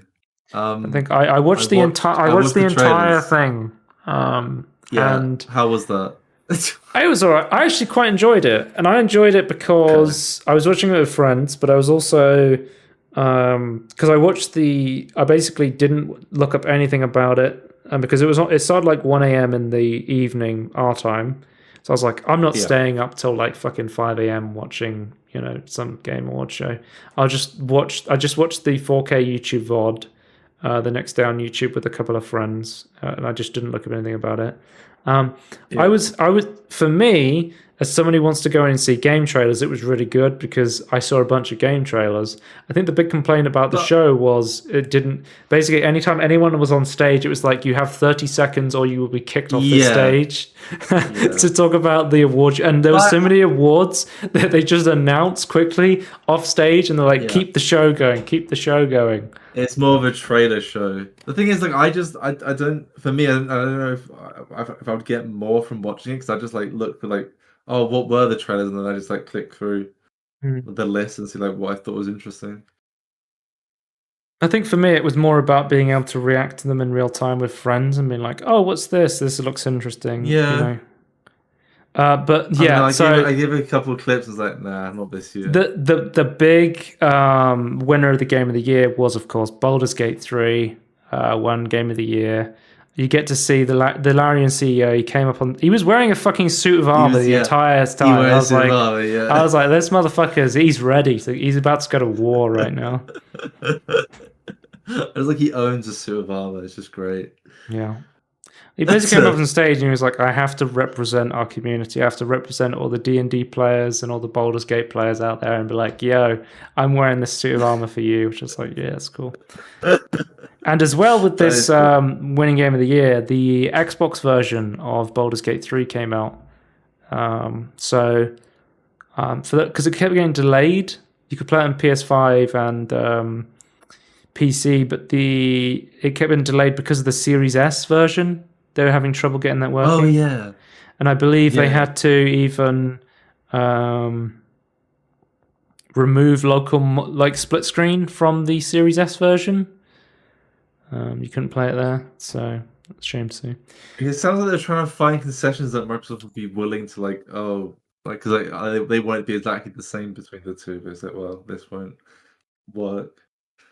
Yeah, but Tony, immediately there was like a pre-show thing, and immediately it started with what has become my most hyped game release now, because I tried to order these based on how interested I am by them, but there may be some that are more interesting than others. But immediately, Tony, Pony Island 2 got announced, Panda Circus, and I was like, holy shit.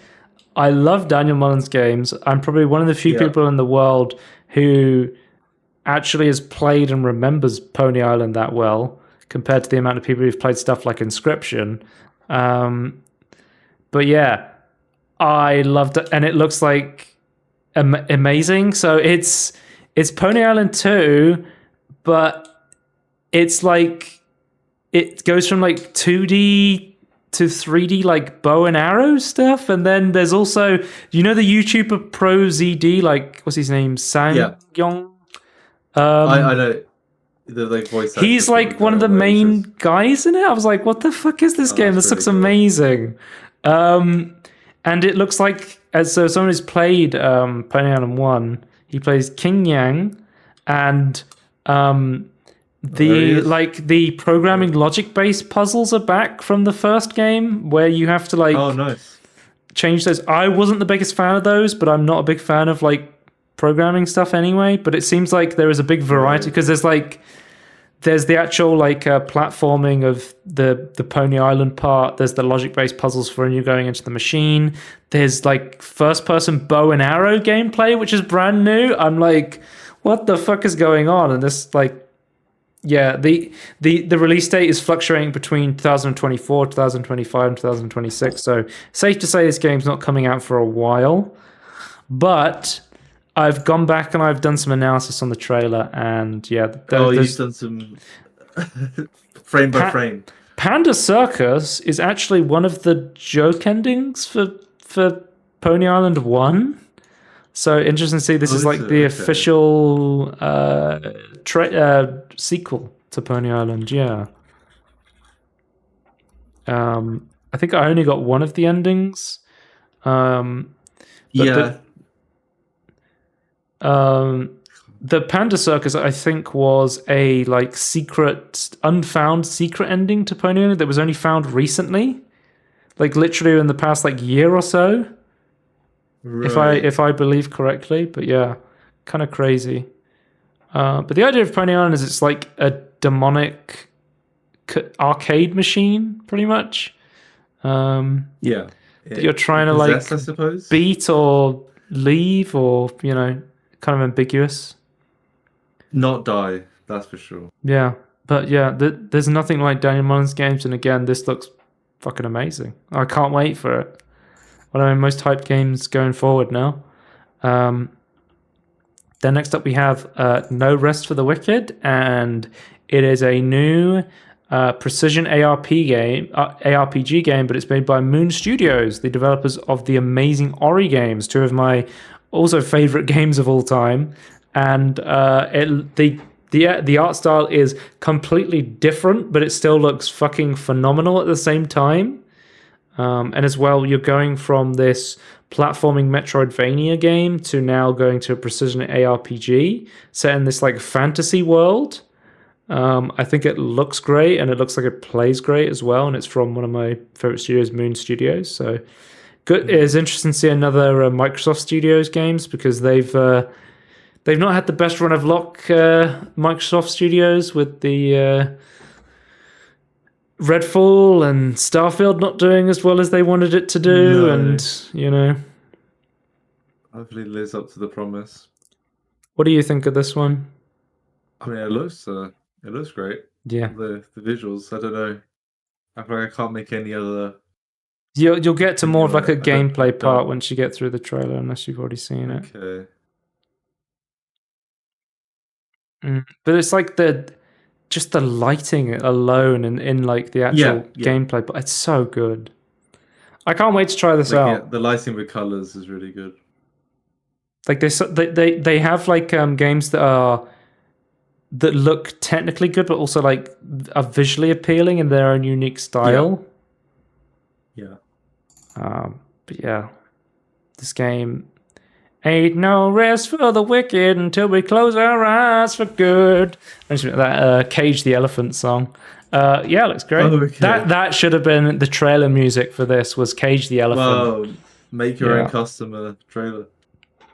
But I'm guessing they probably didn't go with that, because Cage the Elephant, No Rest for the Wicked is synonymous with the original Borderlands trailer. Yeah. I mean, people have forgotten about that by this point, surely. I didn't. Oh, they did also, like, it kind of is like westerly, like in terms of like the way it's sold. One of my next most hyped games, Tony, the casting of Frank Stone. It is Supermassive Games, the creators of the Dark Picture anthology, The Quarry, and Until Dawn, is making a Dark Pictures anthology style game in the Dead by Daylight universe, which is like a crazy crossover between two of my favorite horror studios. So yeah, I'm really hyped for this. What do they mean by Daylight universe? So the idea is that it's set place inside there's like meat hooks and stuff like that. Right. As in like the actual the realm of Dead by Daylight. No. So Frank Stone is a killer that doesn't exist in Dead by Daylight at the moment. And none of the characters are like characters that currently exist in Dead by Daylight. But the idea is that Supermassive is making their own unique characters that will go into this game that would exist in the universe that Dead by Daylight exists in. Right. That makes more sense because I didn't quite understand what was and wasn't existing. And then I'm guessing at some point they'll probably become playable characters in Dead by Daylight at some point as well, is what I'm guessing. It'll probably be like, and now you can play as Frank Stone from the casting of Frank Stone inside DVD. But yeah, this is just like, until we know more, but it's just so interesting to see these two studios working together because I think they're two of the best horror developers right now, in my opinion. So yeah, cool to see them working together. Next up, we didn't get much information about this one, but this one has the hype factor, Tony. Power Surge Sega trailer. Sega was like, no, we're not going to announce like a bunch of new games. We're not going to announce like one new game from our classic IPs. Why don't we just announce a Jet Set Radio game, a Crazy Taxi game, a Streets of Rage game, like a Golden Axe game, a Shinobi game. Like, let's just say, hey, we're making new games of all of our classic backlog. And yeah, from the short little clips we saw, they looked really good. Like, especially the Crazy Taxi game, I thought looked really, really good in terms of graphically how it looked. We're so powerful, it turned out the whole city, so... Yeah, Jet Set Radio looking good. Streets of Rage, which... We saw like a 2D Streets of Rage. This is like a 3D Streets of Rage game. Yeah, we've had a 2D. I'm not that familiar with Golden Axe and Shinobi, but they look interesting. And, you know, it's been so long since we've had a Crazy Taxi game. It feels nuts. I mean, this year... graphically they're there. I'm just curious about the actual... how it feels and things, but we don't know to release. We had a Bomb Rush Cyberpunk this year where people have been like, you know what, Sega, if you're not going to make a Jet Set Radio game, we'll do it for you. And maybe Sega's seen this, like, people keep going, we want more Jet Set Radio games and making spiritual successors, and like, all right, fuck it, we'll make our own Jet Set Radio game. Yeah. So yeah, cool to see. It feels like a little bit like that, yeah. Next up we have Marvel Blade, made by Arcane Leon.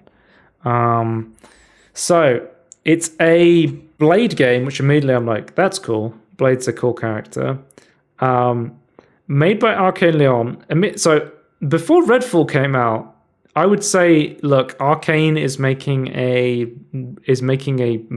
Marvel Blade game, and you would go, oh well, obviously this is one of my most hyped games. But I think people are very wary about Arcane given Redfall now, and given the fact that this is another vampire game specifically, but Redfall was primarily made by Arcane Austin. And the way that Arcane works, they have two studios where this game's actually being made by Arcane Leon, which is the French studio of Arcane, who made Deathloop, was the last game they made. So they didn't necessarily, they're not necessarily the Redfall guys. But I don't know how much crossover they had between the two studios, Yeah, we don't know how much business decisions was made by you don't know what affects what internally. I liked Deathloop. I thought that it was not as good as Prey 2017 or Dishonored, but it was like a competent immersive sim game with guns. it took a long time to get into and get your head wrapped around it. Like it took me like 17 hours of playing the game to get into it, but then it was past that point I was like, yeah, I'm really into this now. But yeah, excited for this. I think that, and Tony, it is a single player immersive sim style game. It is not a multiplayer game or co-op game. Thank God. Yeah, thank God. Another Stick with what they know. Another Microsoft Xbox Studio game. And speaking of Microsoft Xbox Studio games, Tony, so as soon as Saga Hellblade 2 got a official trailer, but this time it's a trailer with gameplay in it, so you can actually see what the fuck the game's about. Yeah, because the first one was basically just like a cinematic story teaser. So we got actual gameplay in here, and based on the gameplay, Tony, it looks more gameplay focused than the first game, from what I understand. So it seems like there will be more emphasis put onto actually fighting enemies. Yeah, because the first one was more about there was fighting, but it's like a lot of first game's fighting, more about not running. How do you hope? How do you hope, or how do you simulate the feeling of schizophrenia into a video game? I think it's like you mean the actual the premise of the game. The game, yeah.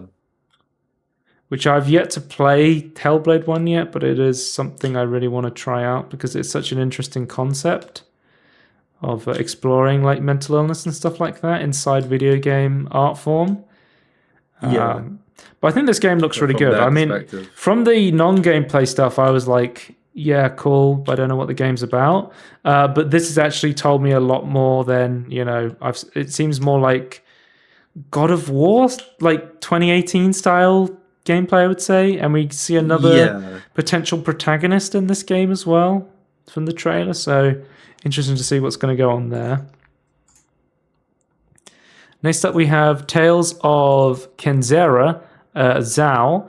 And this one, immediately, I was like very interested in because it looks very much like a Metroidvania game with sort of like African vibes to it, like African mythology.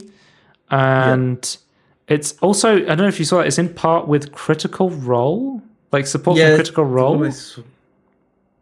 That's the like group of voice actors that play D&D.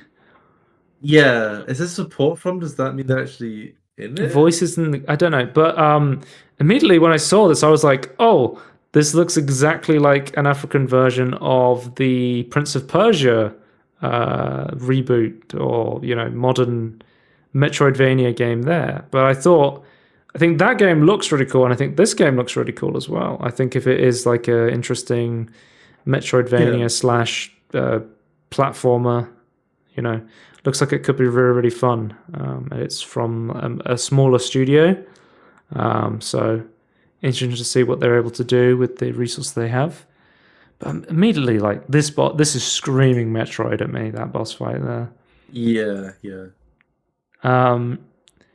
Then we had Jurassic Park Survival was announced, and I had no idea this was coming out, but or we didn't get like really any gameplay. It was like mostly cinematic, but from what we could see, it is what seems like first-person single-player adventure set the day after the events of the 1993 Jurassic Park film. So it's not the new Jurassic Park stuff with Chris Pratt. It's going back to the classic original Jurassic Park film, and you're just going into that world, and it's going to be like a single-player adventure thing. Some people were comparing the trailer to Alien Isolation. We still don't know too much about the gameplay, but if it is like a game where you have to run around Jurassic Park being chased by velociraptors, that would be quite interesting to see. I'd be curious to know about the story and like how it ties into things, but I guess we'll see how it goes. You're gonna have to wait to see more about this game because we're not 100% sure. Interesting concept, and I think they definitely chose the right part of the timeline to go back. Well, so far for Jurassic Park, other than like the classic game collection that came out recently on Steam, we've had Evolution, which is the park builder game, like a management game, and then we've had the VR game, which is more like a cartoony style. So we'll have to wait and see like full. We got a little bit of gameplay towards the end where you can see it is very much in the first person perspective, and I think it looks really good from the short gameplay clips we saw. But we'll have to wait and see on that one. Next up, Tony, we have Lego Fortnite has been released. Tony, it's finally time. I've downloaded this. I keep meaning to try this, but I also, as I alluded to earlier, I've been playing 500 games in the past couple of weeks. So I really want to try. Tony, this is, from what I've heard, like a lot of people I respect have said, guys, this is like a fully fledged game and it's completely free within Fortnite. It's crazy. Like it's crazy how like good the like game creation tool is inside the Fortnite engine, and how much like free content you can get out of it. Because not only this, they also announced Rocket Racing, which is like Rocket League cards inside like a more standard racing game that you can also play completely free through You don't even have to play Fortnite Battle Royale. You can just download Fortnite and you can be playing Lego, or you can just be playing a racing game. And I think the idea is, hey, there's so many companies that have tried to be the metaverse, but like the actual metaverses right now are like Fortnite or Roblox, or even VR chat is more of a metaverse than like fucking Meta's version, right? I think that's just really cool. I think if you tried this, there's a chance that you could really enjoy a game like this. Yeah, I like the look. I like the look of it. It looks kind of cool. So I guess it's more like save the world in terms of. I think there's building modes. I think there's like survival modes. So there's a bit of exploration. I don't know. Yeah, but I'm saying it's not PvP. Is what I'm saying. It's like it's more PvE. I think my biggest problem is like I just want the whole world to be like kind of what it's crying out for. But I guess both the creatures and the buildings are, which I guess is enough. Yeah, I want to try that at some point, and then I'll talk about it a bit more. So I was alluding to earlier, it's his own game. People not over-promising things about stuff they couldn't deliver on. Sean Murray was brought directly onto the stage of the Game Awards, and I shit you not. I believe I'm going to paraphrase because I can't remember the direct quote, but he said, this is the first open world game. It's literally what he was saying when this is being announced. And I was like, Sean, be careful what you're saying right now. You've turned No Man's Sky around, but don't overpromise things. So apparently No Man's Sky fans are pleading with Hello Games not to overpromise, as lead dev describes new Lightfire game as the first real open world. So apparently, the whole time they've been developing No Man's Sky, a small dev team from inside of Hello Games, I think about 12 players, has been developing this like open world game. And I think the idea is it is like smaller scale. It is just one world sort of thing, but it is supposed to be like a full 360.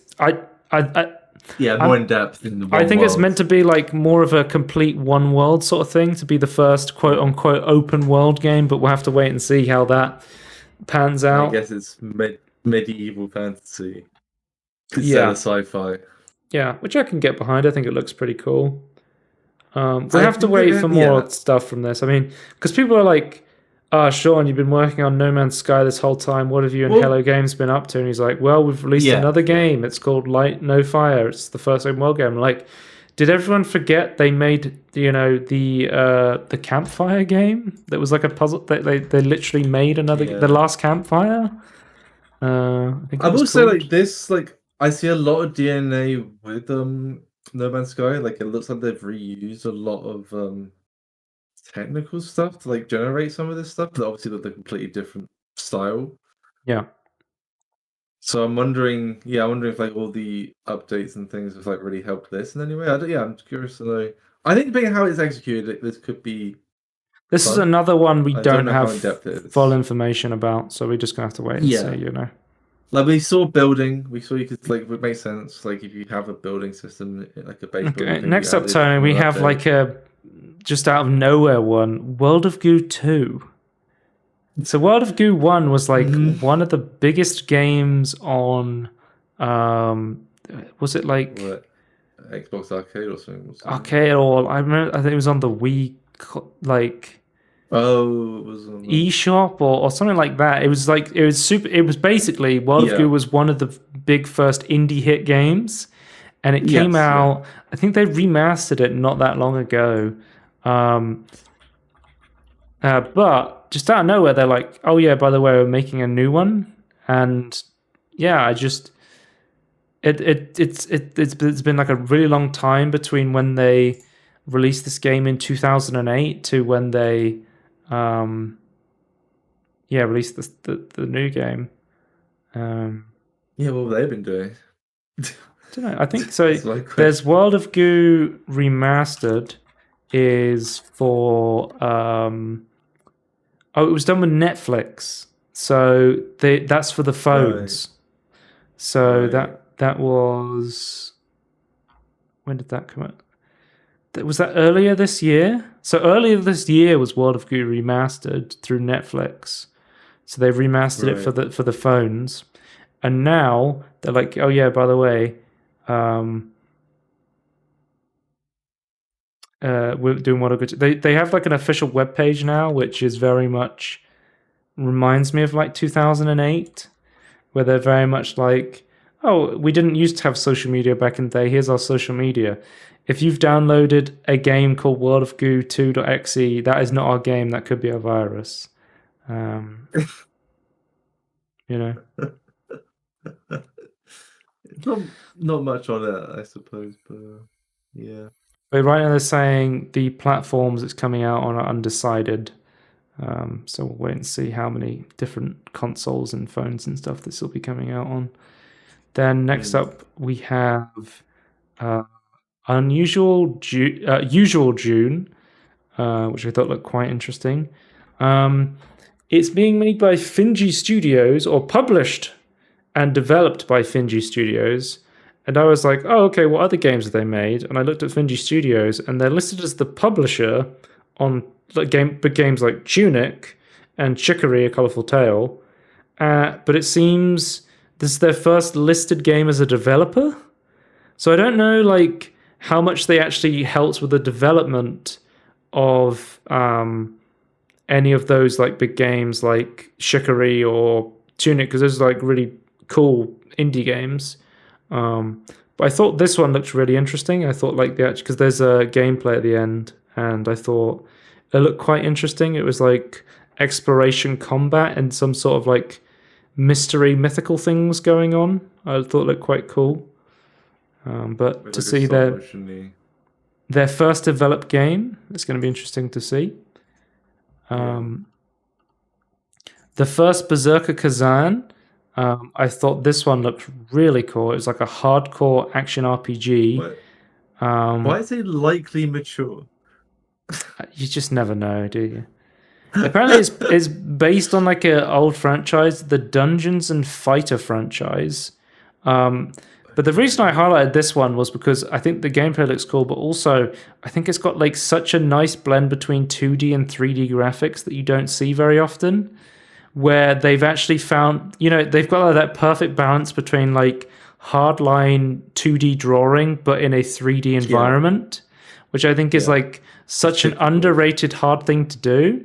But I think they've found like the best like way to do that art style, which I think looks really, really good. So yeah, I think this one's going to be one to keep an eye on. Next up we have Big Walk, which I put in here because it looks fucking weird and it's from the developers Untitled Goose Game. I have no idea what you do in this game, but it looks like one of those games that potentially, because I think it's a multiplayer game, because it says a new video game for you and your friends. It looks like one of those games that has a big open world, but it could have lots of little things scattered around. But potentially what makes me worried about this one is it could be one of those games where it's like, and you make your own fun. And it's like, well, sometimes make your own fun games is another code word for, we didn't put that much into the game for you to actually do. But this is just me purely speculating based on the trailer. We got, what looks like a first-person exploration game. I don't know really what you're supposed to do in this game. I mean, we don't know too much about a lot of these games. You just see cinematic trailers, so you're not always 100% sure. But I thought this one would be worth mentioning because it's from such an interesting studio, and it looks like a really, aesthetically, like, what is going on here? Like, they're in the cheese. This mix of like hard, solid colors with like realistic looking environments. Yeah. I don't know. I don't understand. Yeah, I don't get it. I think I have to wait and see more. I mean, if it's from Untitled Goose Game, Tony, is it a guaranteed banger or we have to wait and see? No. I don't think there's any such thing as a guaranteed banger. Is there any studio that could release any game and you'd be like, yeah, it's going to be good? No. Not at this point. All dreams have been shattered. You've lost your hope. Yeah. Banisher's Ghost of New Eden, Death to the Dead. I thought this one looked interesting, but again, we don't have like massive gameplay. I think there was some like light gameplay towards the end. It sort of reminded me of sort of like a soft God of War-y sort of stuff, but again, or like even like more than we saw before. Yeah, I think it looks interesting, but again, this is one just to keep an eye on potentially. Yeah. Interesting concept. And then Tony, I thought I would end it with the trailer with the least gameplay. We have OD from Kojima. Another fucking game award. Jeff Keighley has to bring his best friend Hideo Kojima on the stage to sputter nonsense about nothing for like it's a minute of people saying like literal gibberish for a minute and a half, and that's the entire trailer. Famous people. Are these famous people? I don't know. Kojima on his shit again. He showed literally nothing. But yeah, he's got famous people, and they've got motion capture. They have a game engine that they're running it in, I guess. But yeah, that was the Game Awards, Tony. I liked the amount of trailers shown. There was loads of trailers shown, and most of it I picked out because I was interested in it. So I think it was a good show for games, but ultimately you probably should let people who win awards speak for more than 30 seconds without kicking them off the stage. Yeah, 100%. If it is about celebrating devs and not being a E3 show. Well, yeah, if you're going to call yourself the Game Awards, I expect there to be awards. Maybe have a game trailers. Oh, so another thing about this is it's Unreal Engine, but they showed off MetaHuman. So they're using the hyper-realistic MetaHuman stuff that Unreal bought, which is interesting. Should we end it with a Peter Molydeux tweet? So look, Peter Molydeux, A24 reached out to me in 2013 about making a movie based on Milo. I just remember a frustrating hour-long phone call trying to argue that Milo isn't remotely connected to witchcraft, Cthulhu, or Satan. So yeah, if you understand A24, that would be very funny to you because films like The Witch or they make a lot of weird shit. That's the end of the podcast. Oh shit, I'm playing the intro right. That's the end of the podcast. That's the end of the podcast. I was playing the intro music right there, accidentally. Okay. There was a Peter Molydeux tweet being read out, but I can't remember if you actually heard it. But you can check us out and everything in between podcast on YouTube, twitch.tv/Scorn if you want to watch us on Twitch, at Scorn2000 on Twitter if you want to follow me there, shows.cast.com/everything-in-between-podcast if you want to see the audio version of the podcast, which will also link you to our Spotify and Apple podcasts. You can listen to it on your preferred platform. I know for me, I usually listen to Apple Podcasts on my phone. And we'll catch you next time. Goodbye. Bye. Sub 3 hours, Tony. Let's go.